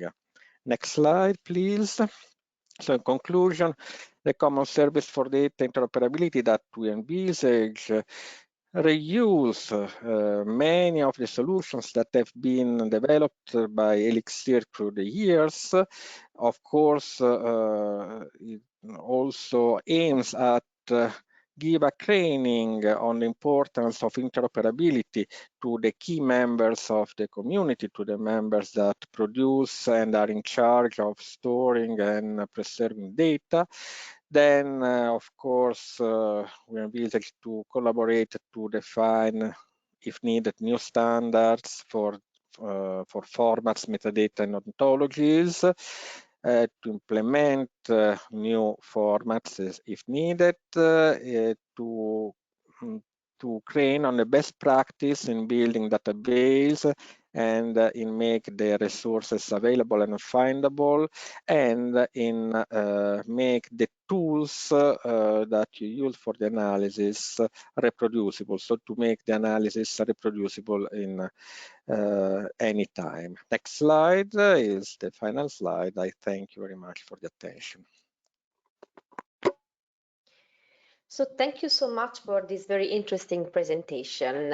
As we are quite tight with the deadline, I would like to give the floor to the next speaker. This is Mark Turner from University of Liverpool. He's the work package leader of the work package dedicated to the activities to underpinning medicine development to pediatric clinical studies. I don't know if Mark can hear us. Hello, can you hear me? Hi, Mark. Okay, I'm going to show your presentation so you can. Great. Thank you very much. My name is Mark Turner. I'm a neonatologist based in Liverpool, UK. I'm sorry I couldn't join you yesterday or earlier today, but babies are still being born despite COVID. I don't know what's going to happen in 9 months' time, but there are plenty of babies at the moment. So I was on clinical service, and we can now talk about how clinical studies can benefit from the work of EPTRI. And I'll talk as work package leader, but as also as someone who bridges between EPTRI and other research initiatives, particularly Connect for Children, IMI2 funded project that links 20 national hubs in clinical studies to each other and to industry and to academic sponsors. And we've tried to integrate the EPTRI national nodes with the C4C national hubs so that we can have a seamless approach. I think Dimitrios and the others have given a very good explanation of why we need to integrate our activities. So I'm not going to repeat that. I'm just going to focus on the practical aspects of integrating activities as we've learned from this work package in EPTRI. Next slide, please.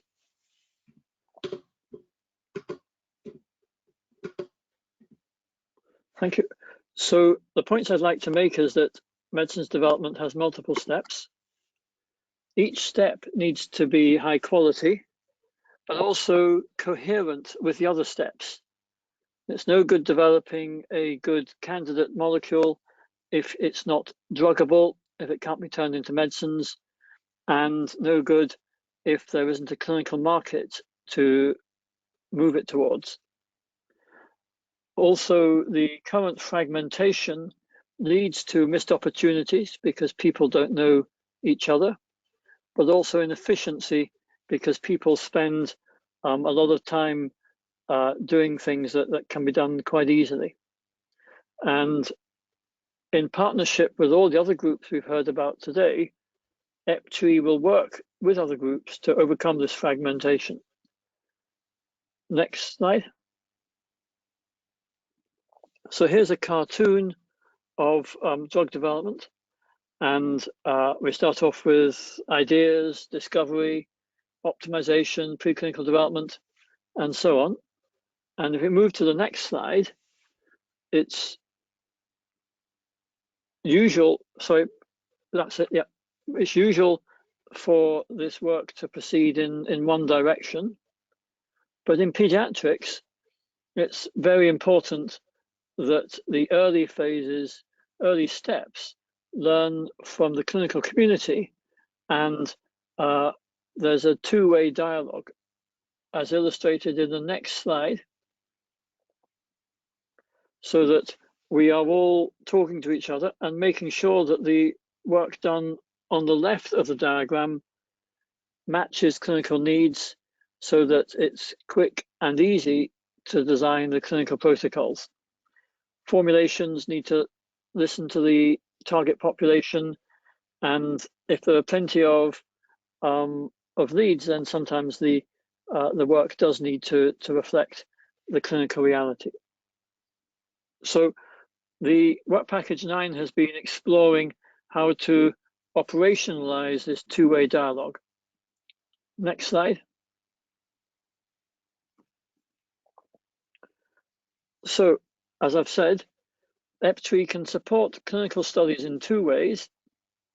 First of all, apply underpinning research to clinical studies and make sure that the studies have a good toxicology base, that they have well-designed formulations, and so on. But also use clinical understanding to shape underpinning research.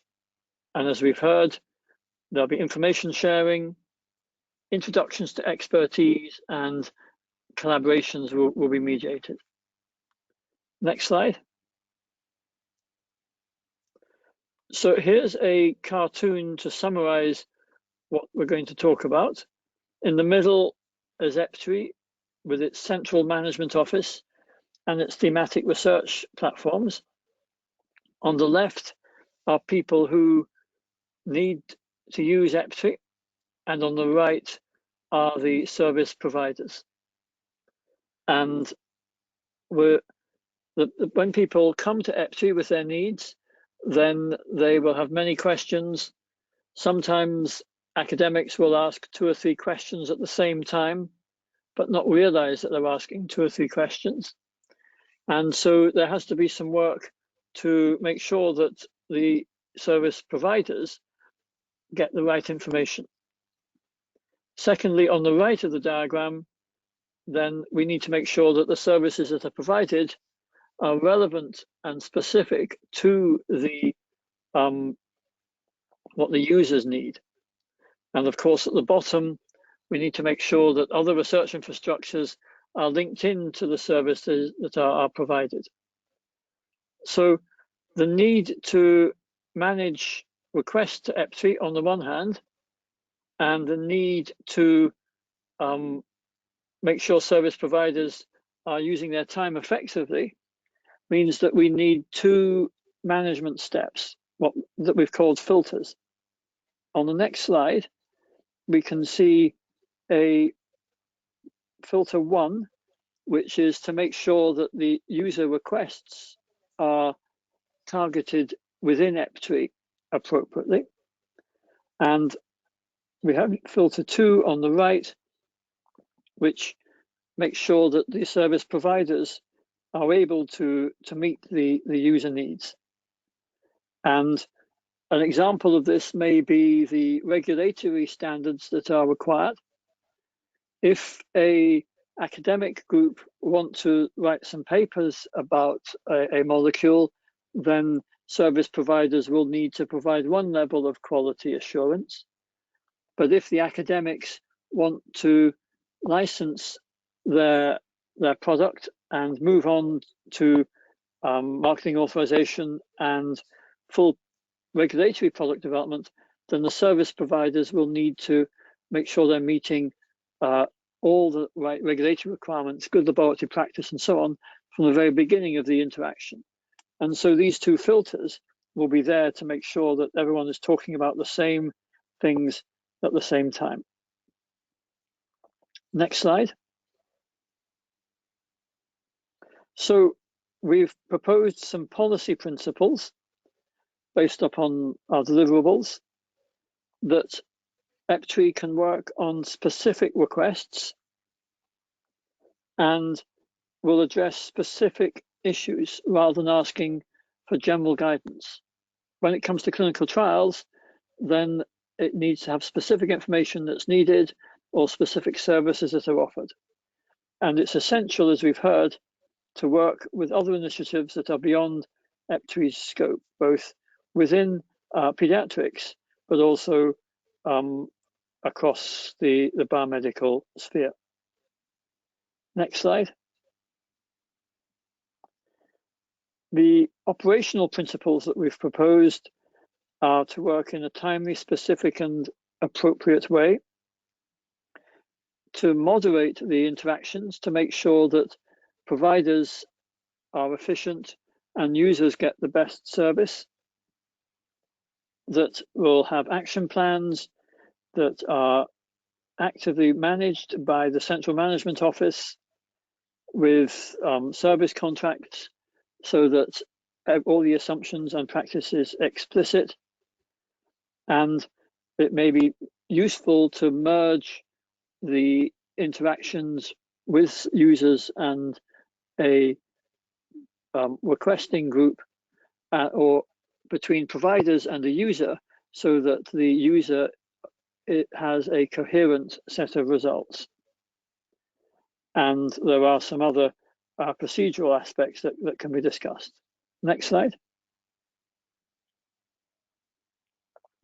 So the Central Management Office will act as a single point of contact, working closely with other single points of contact, for example, the one we're developing in Connect for Children to be a single point of contact for clinical trials for children across Europe. And the filtering, moderation, and triage of requests that's needed for an efficient infrastructure will be done by the Central Management Office, relationship brokering, and so on. And we'll have close working relationships between the EPTRI CMO and other points of contact to make sure that information is passed efficiently to the most relevant group. Next slide. The therapeutic research platforms will contribute to the filtering and moderation, will identify relevant service providers, including the relevant regulatory capabilities, and then bridge between the CMO and the service providers. When we surveyed users, they wanted quality control of the providers so that the providers have clearly stated capabilities, and that if providers don't meet expectations, if there are problems with authorship or confidentiality or data protection, then the users wanted some way of managing those quality issues. And so the TRPs can do that. Next slide.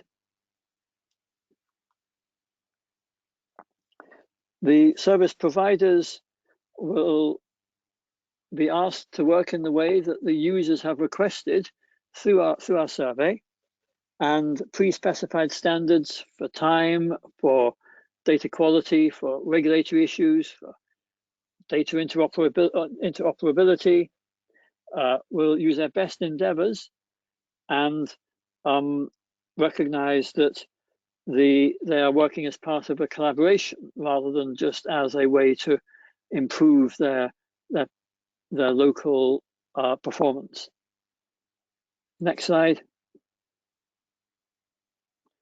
We will be looking at some metrics for this part of EPTRI, and at the moment we're not able to define those metrics, but it's important to build the metrics around what's important for EPTRI, what the dimensions of success, and what are the critical success factors. So here are some dimensions of success for EPTRI, about the depth of working together, about the process, about the extent of moderation and curation, and the cultural aspects of working. Do we have shared norms, shared communication? Next slide shows the critical success factors, and these are the behaviors that need to underpin our performance management indicators. So these need to be agreed and ratified before any metrics are drawn up. So I've said that it's important to have specific information based around specific requests. So there needs to be accurate parsing of that information and those requests. It needs to have time involvement of people and relating preclinical or observational research or post-marketing surveillance or pharmacoepidemiology, all of these other parts of EPTRI.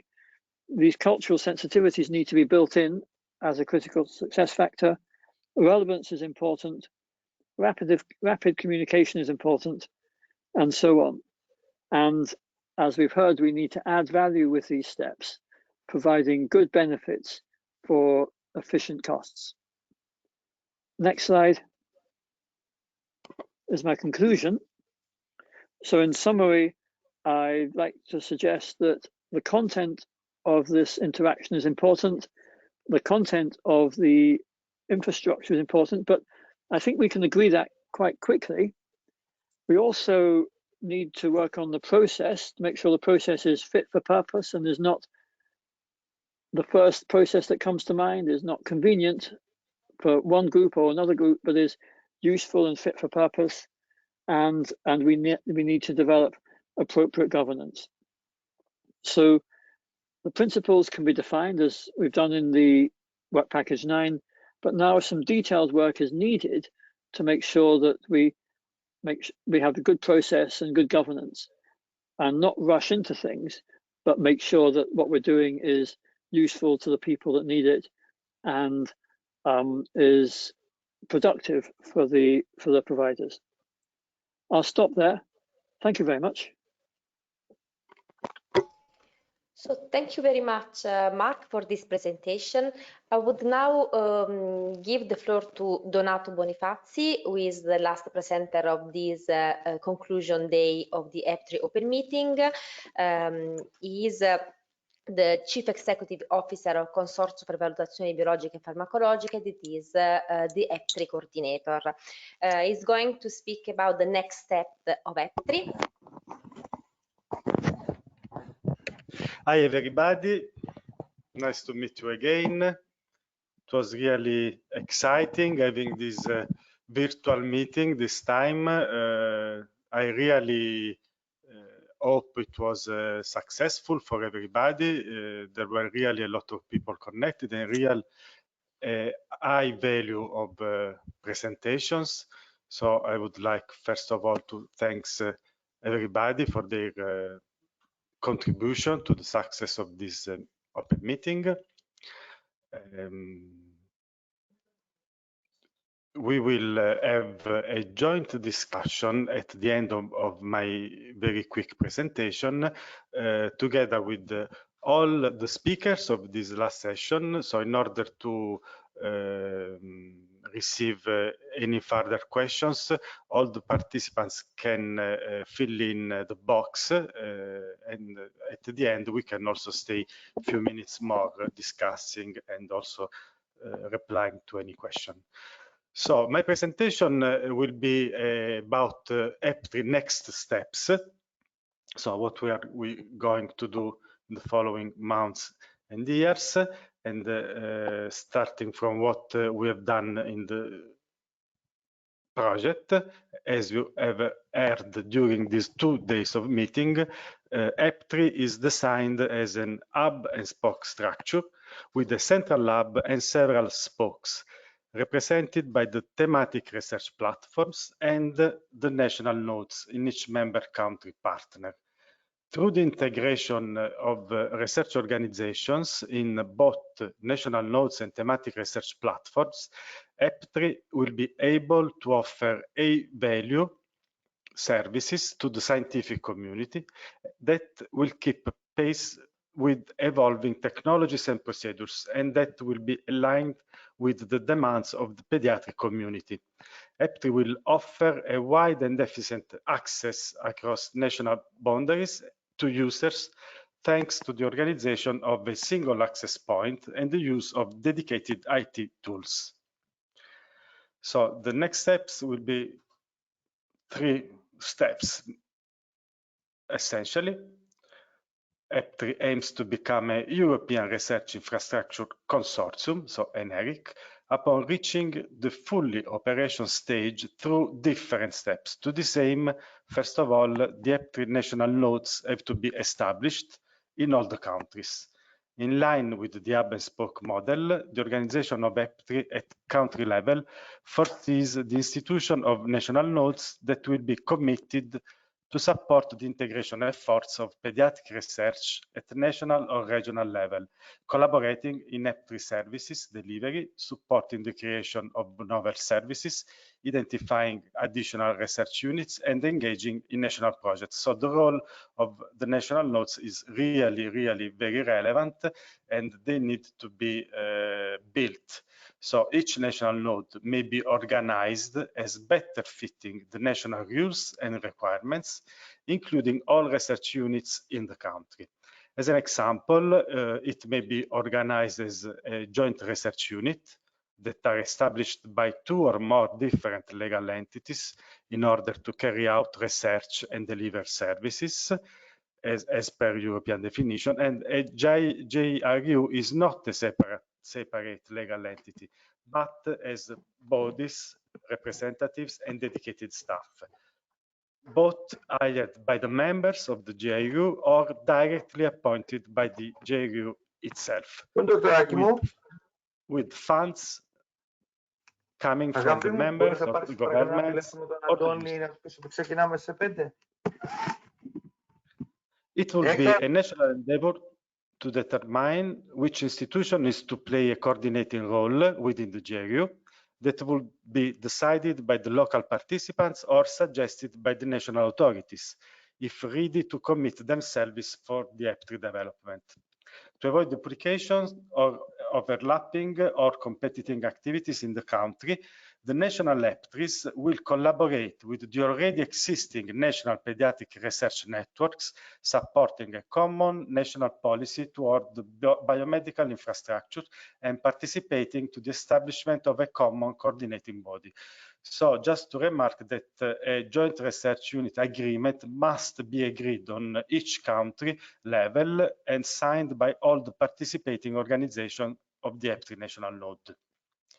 The aims of the JRU will be fulfilled and will allow several useful frameworks for all the participating unit within the country, because they will allow to facilitate the participation of the national scientific community in European and national calls. They will allow to coordinate national activities and define roadmaps and strategic agendas to increase pediatric research within the country.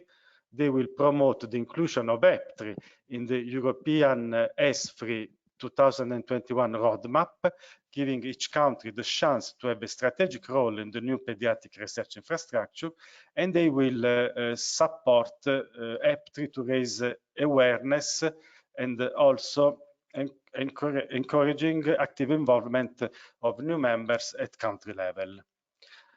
The second steps that we consider is the setting up of the global EPTRI community that will build up the EPTRI distributed research infrastructure to the signature of a memorandum of understanding. So to this aim, ESFRI, so it's a common rule, has identified as a mandatory eligibility requirement to demonstrate high degree of maturity and to ensure maximum likelihood to reach implementation within the 10-year deadline, the signature of the interinstitutional and multilateral agreement by all the core partners formally involved in the consortium, so the so-called Memorandum of Understanding, MOU.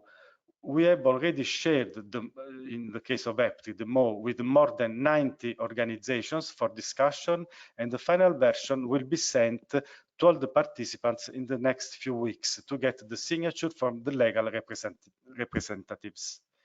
If someone of you would like to be involved in the national node and therefore also in the Memorandum of Understanding, please contact us and we will start all the procedures for the involvement and will liaise you with the coordinator of the related national node, because there are still some new research units that are joining EPTRI activities.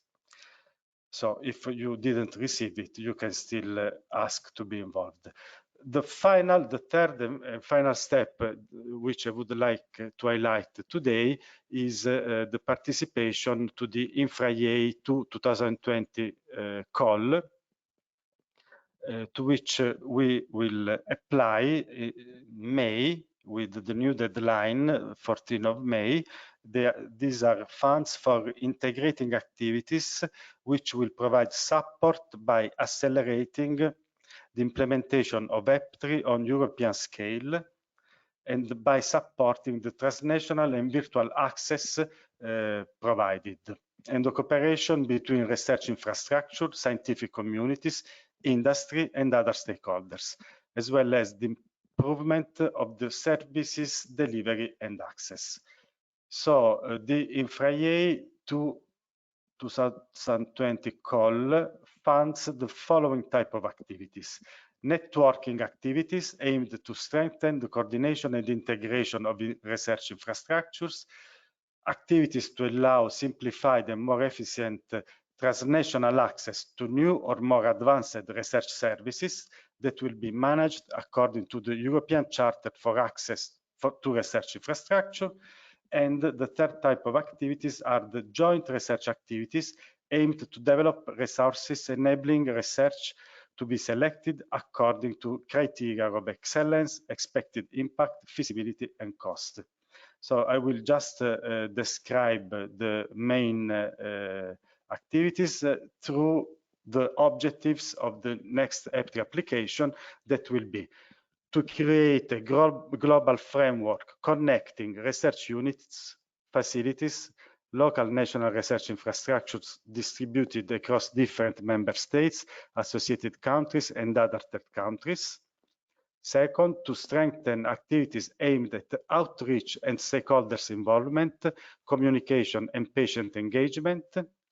Third, to provide transnational access to research services identified as ready to be provided in the context of EPTRI thematic platforms.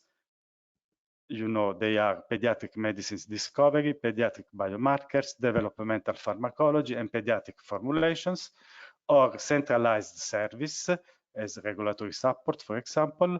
And all the services have been identified as more needed within the EPTRI users and stakeholders surveys that were carried on during the EPTRI project timeline. And finally, the fourth objective is to set up joint research activities selected according to the excellence of the research. In particular, we used valuable EPTRI feasibility studies proposals to select those activities that better will represent advancement in the current EPTRI offer of services to develop basic preclinical and transnational pediatric research. Finally, I will specify the two kind of more specific work packages that will be included in the next application. And within the networking activities, it is also specified the way in which the transnational access to services is provided. So it is some kind of networking all the research units to get access to the services that will be provided. And the specific way is that access to the services will be granted through the EPTRI single access point and up-to-date catalog of all tools and methods offered by the EPTRI research units and their geographical distribution, as well as their main technical specifications, will be available to users on the EPTRI website. Access to research services will be provided issuing specific calls, at least one call per each specific thematic research platform representing services will be released. Proposals requesting a service will be submitted through the single access point at any time, but will be periodically collected for scientific evaluation. The best ranked proposals will be assigned to the most appropriate research units, guaranteeing free access to the most appropriate combination of methods and instruments. And users that will obtain access to transnational access activities will be selected according to a peer review procedure. Moreover, specific logistical, technological, and scientific support, as well as the training for using the service, will be provided to users. Going on, we have the four transnational access services that will be provided as centralized or integrated services. They will be first, regulatory support to pediatric drug development, aimed to support users in preparation of pediatric investigational plans and in submission of other regulatory applications of possible pediatric interest, such as orphan drug designations, advanced therapy classifications, and biomarker qualification procedures. The second is pediatric drug discovery service. The activities provided will cover different interdisciplinary fields focused on the identification, characterization, and assessment of new biologically active molecules of pediatric interest, including basic science for drug target and molecules screening and access to pediatric tailored animal, cell, and in silico models and methods. Third, developmental pharmacology services. It will provide research services and advice for non-clinical research to provide detailed information on drug disposition, effects, and toxicity, and early first-in-children research that would enhance feasibility of clinical studies, improve study methodology protocols, and study design. It will include microdosing and in silico modeling and simulation studies. Fourth and final, pediatric formulation services that will be aimed to cover the currently unmet need to develop pediatric formulations for new medicines and to improve formulations of commonly used pediatric medicines that should result adequate in terms of dosing accuracy, bioavailability, avoidance of potentially toxic excipients, access to modified release preparations for children. Last, I would like to describe the four joint research activities that will be included in the next InfraEA application within the EPTRI Integrating Activities project that have been selected on the basis of the already described pediatric research gaps. So the first will be e-resources that will provide the appropriate tools to cure and preserve documents and data, and to allow an easier, faster, and systematic documents and data exchange, so pediatric data interoperability. The second will be pediatric research on standardized biosamples collections, and it will be aimed to implement the access to pediatric biological resources and data, also of genetic, demographic, and clinical, collected and stored following well-defined quality procedures and methods, and to use these resources to developing pediatric biomarkers-based research. Third will be a joint research activity on novel methods for improved discovery of protein biomarker from plasma and other biofluids, aimed to perform studies to develop the use of nanoparticles as a tool for the discovery of novel plasma pediatric biomarkers. And fourth and final, joint research activity on in vitro, in vivo research on placental physiology, pathology, and pharmacology. And within this joint research activity, novel innovative in vitro, in situ, and in vivo molecular, cellular, tissue, and animal models related to prenatal development will be developed. It will also allow the increased knowledge of placenta physiology, pathology, and drug transport mechanism, as well as the qualification of innovative models to predict risk and the impact of drug treatments during pregnancy. Okay, so this is all, but it is just a preliminary description of what the project will include. It is still 1 month and a half before the deadline for this application.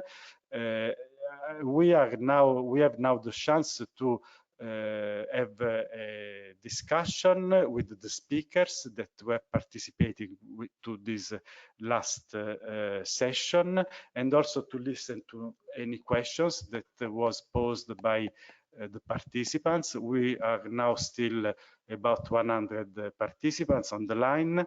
I would also like to say that anyone from the project leaders who want to join this final discussion can ask to be included, and so they can be activated as speakers as well.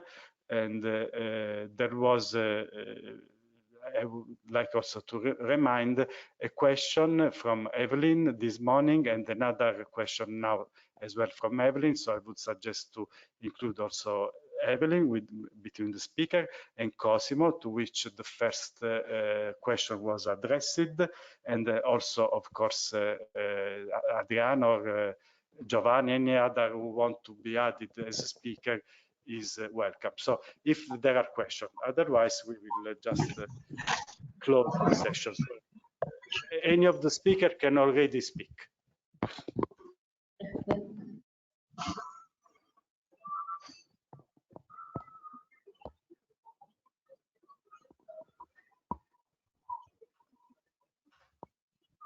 Okay, just to break, I would like to let Evelyn to pose the two questions, because there was one question from her this morning and another question now. So I would like directly to allow her to pose her questions. Just one moment, because we are okay, she's already allowed. So Evelyn, if you want to pose your questions, you are welcome.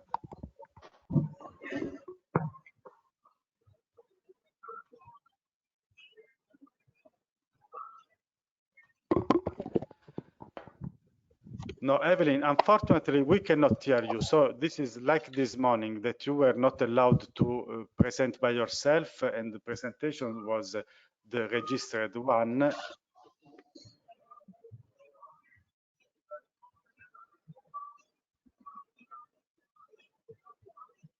Okay, so yes, please, Magagia. So the question from Evelyn. Evelyn, can you hear us?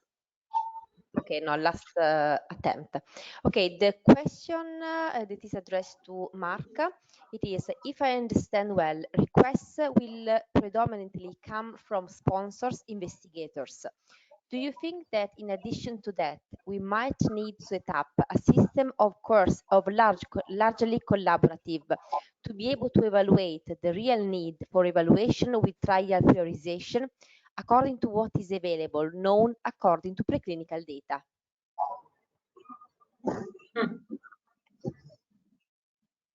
Hi, it's Mark here. Can you hear me? Yes.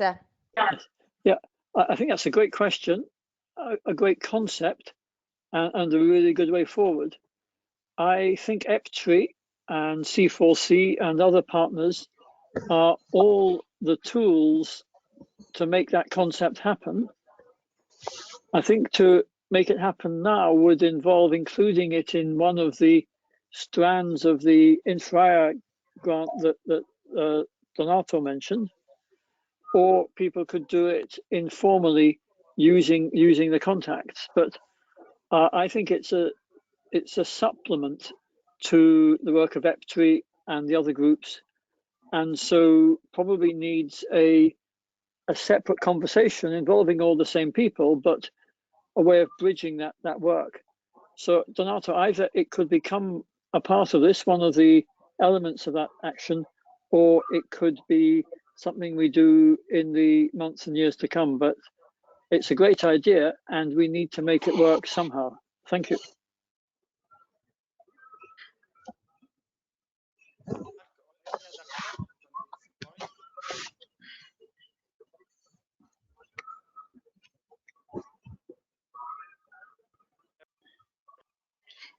Mariangela, can you repeat the question from Evelyn? Yes. Okay, so she wrote, if I understood well, requests will predominantly come from sponsors, investigators. Do you think that in addition to that, we might need to set up a system, of course largely collaborative, to be able to evaluate the real need for evaluation with trial prioritization according to what is available, known according to preclinical data?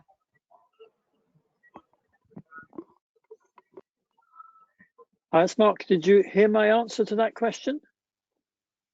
Mm-hmm. Yes, we got it. I guess other people can comment.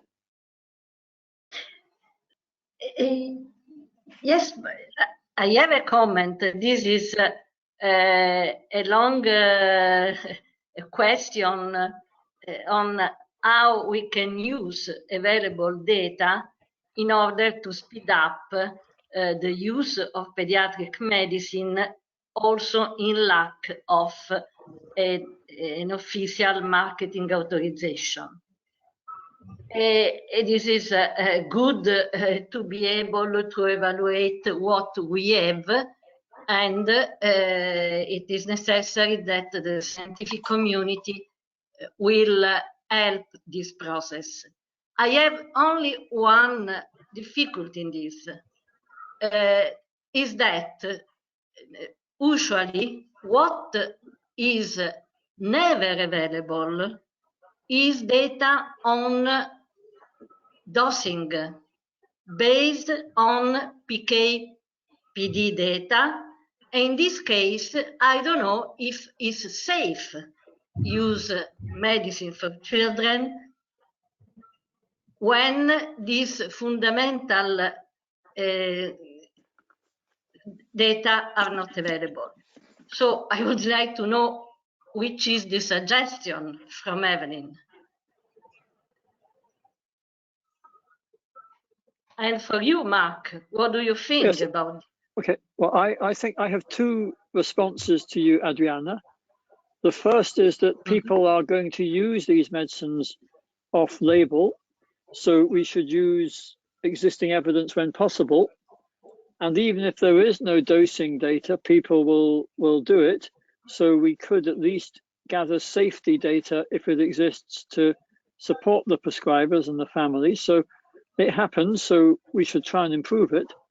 And the second way of working is to use existing data in the way that Saskia de Wild does through the Kinderformularium. And an example of that is the work that Saskia has done on COVID, where the Kinderformularium now includes dosing regimens for chloroquine, hydroxychloroquine, and rosimbavir, which were based upon physiologically based PBPK models that use existing data.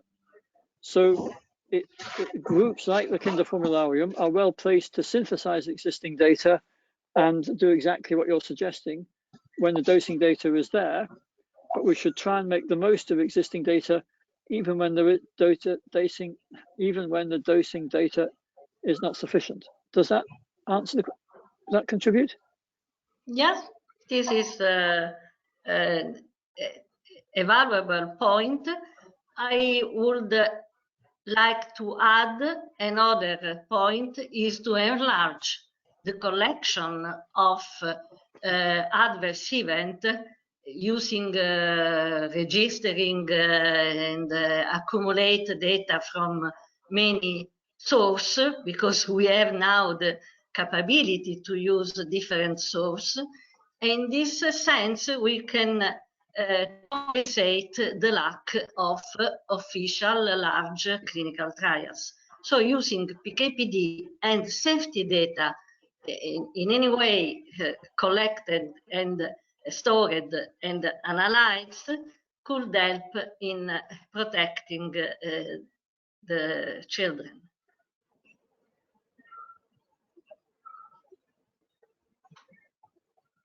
Yeah, Adriana, it's Mark here. From my point of view, that's a perfect example of how the different parts of EPTRI can work together with all the other research initiatives.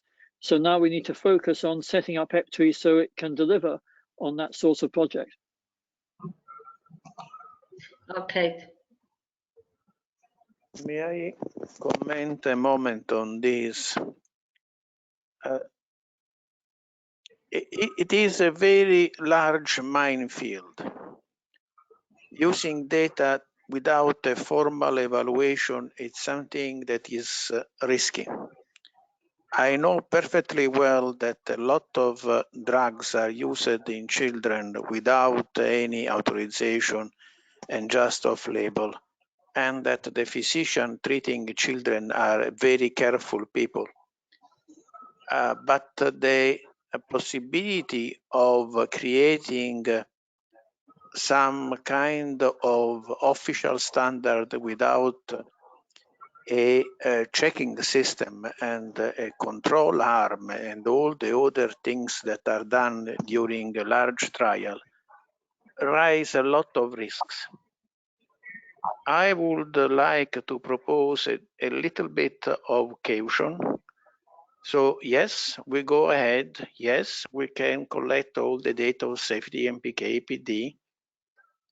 But once you have done that, set up your scheme and then go ahead and look in a prospective way if your scheme is correct or not, or if there is some safety issue that you have not seen in advance. So perform a non-formal, if you want, but perform a control of what you get as a standard.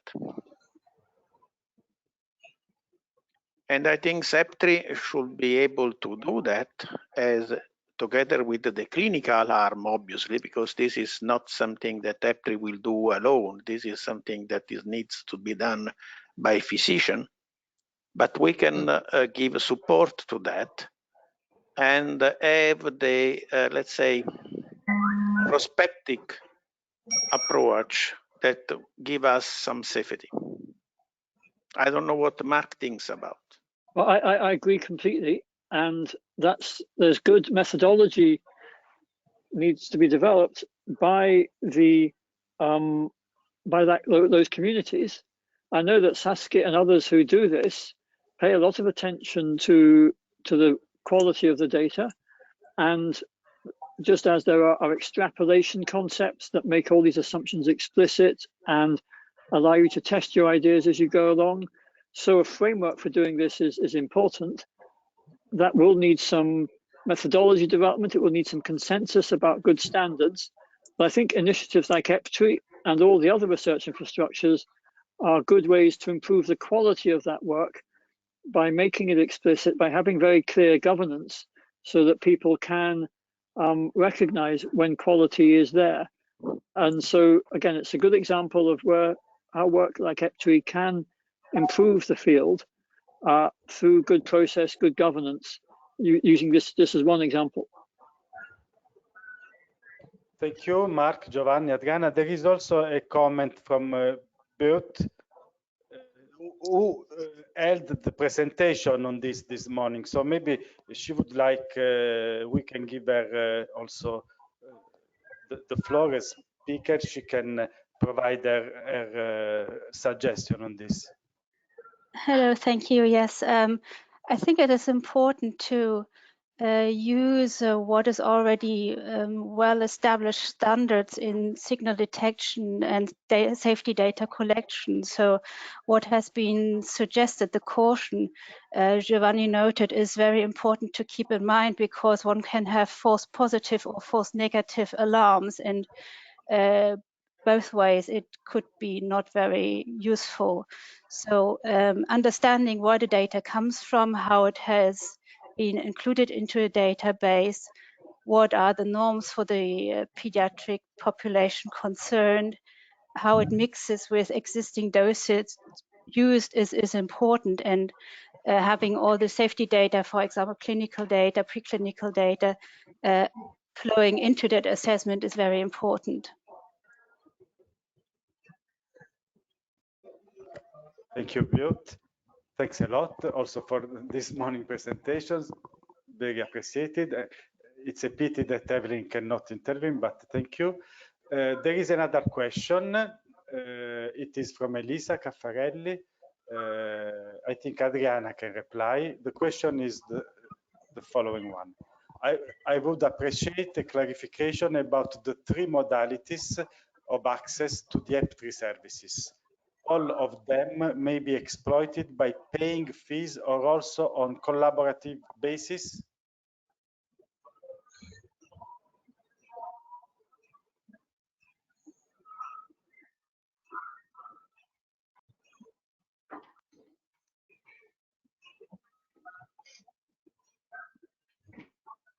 Okay, I can reply. Waiting for any other who wants to do it. So probably Elisa was referring to the 3 categories of activities of the InfraEA proposal, that are networking activities, transnational access to services activities, and joint research activities. Only the second one is about providing services. So only for the second one there will be calls, but they will be totally free of charge for the users, because they will be funded by the European Commission. It will be just some kind of proof of viability of the EPTRI services. So they will limited in number. They will be not so much, because of course resources from the European Commission will be limited for this proposal, but will be a chance to test the way of providing services from EPTRI into 4 different areas of services, with some calls to which external users will be allowed to apply, but they will not have to pay anything. So thanks for the question. If there are any other questions, you can write them on the box. If some of the speakers would like to add anything about what already discussed, she is welcome. Or maybe we have another question. Yes, the one from this morning. Okay, this is for Cosimo Altomare. This is a question from Evelyn regarding the presentation, the video that we showed today. She said, this is extremely interesting. Did you or will you have access to drugs not already marketed? Sorry. So can you hear me? Yes, we can hear you. Yes. Just I apologize because this morning I couldn't attend to the meeting due to other commitment, but I can say that the question is a good question, and I would like to underline that the methods I presented are especially useful for predicting non-marketed new drugs, and of course new compounds, new excipient, and for drug formulation. So it's just suited, it's just developed for selecting, for prioritizing compounds to be synthesized, prepared, extracted, and so on. And this the methods, as you remember maybe, are structure-based methods. So you need especially to know the structure of compounds, and just to prioritize on the basis of predictive toxicology and also based on metabolism-related toxicology, to predict, to select compounds which have some chance more to be non-toxic, to be well absorbed, to be well metabolized, and to be successful. It's just the assessment of a potential. The methods I have presented are established on the basis of a lot of compounds, a lot of reactions, a lot of biochemical reactions or metabolic reactions. So in our opinion, we are improving also these methods. They can be well used, well applied for studying especially non-marketed compounds. This is my view. Is the possibility to apply these methods at the level of drug discovery, to prioritize compounds, to prioritize drugs, to prioritize non-toxic drugs, or drugs preparation, drugs formulations. It's okay? Yeah. Yes, Cosimo, very good. Thank you. I think that you fully answered the question that was posed by Evelyn. So I think that if there are no further questions, I think that we can close this meeting. I would like to take this occasion, first of all, to thank all the participants. We have seen a very high participation from a lot of people. There were every day, every session, 100 people connected, and this is shown a lot of interest in EPTRI. And I would like to invite all of you to continue following our activities. As you know, we have, as Begonia has already presented, we have a lot of communication tools and channels that we will use to disseminate all the outcomes of our project. As Donato showed in his presentation, there is a very big pipeline of activities that we are planning. So we have to work a lot and to join a lot of efforts together with the EPTRI communities that we are developing right now. So all your contribution is expected and is needed at this time.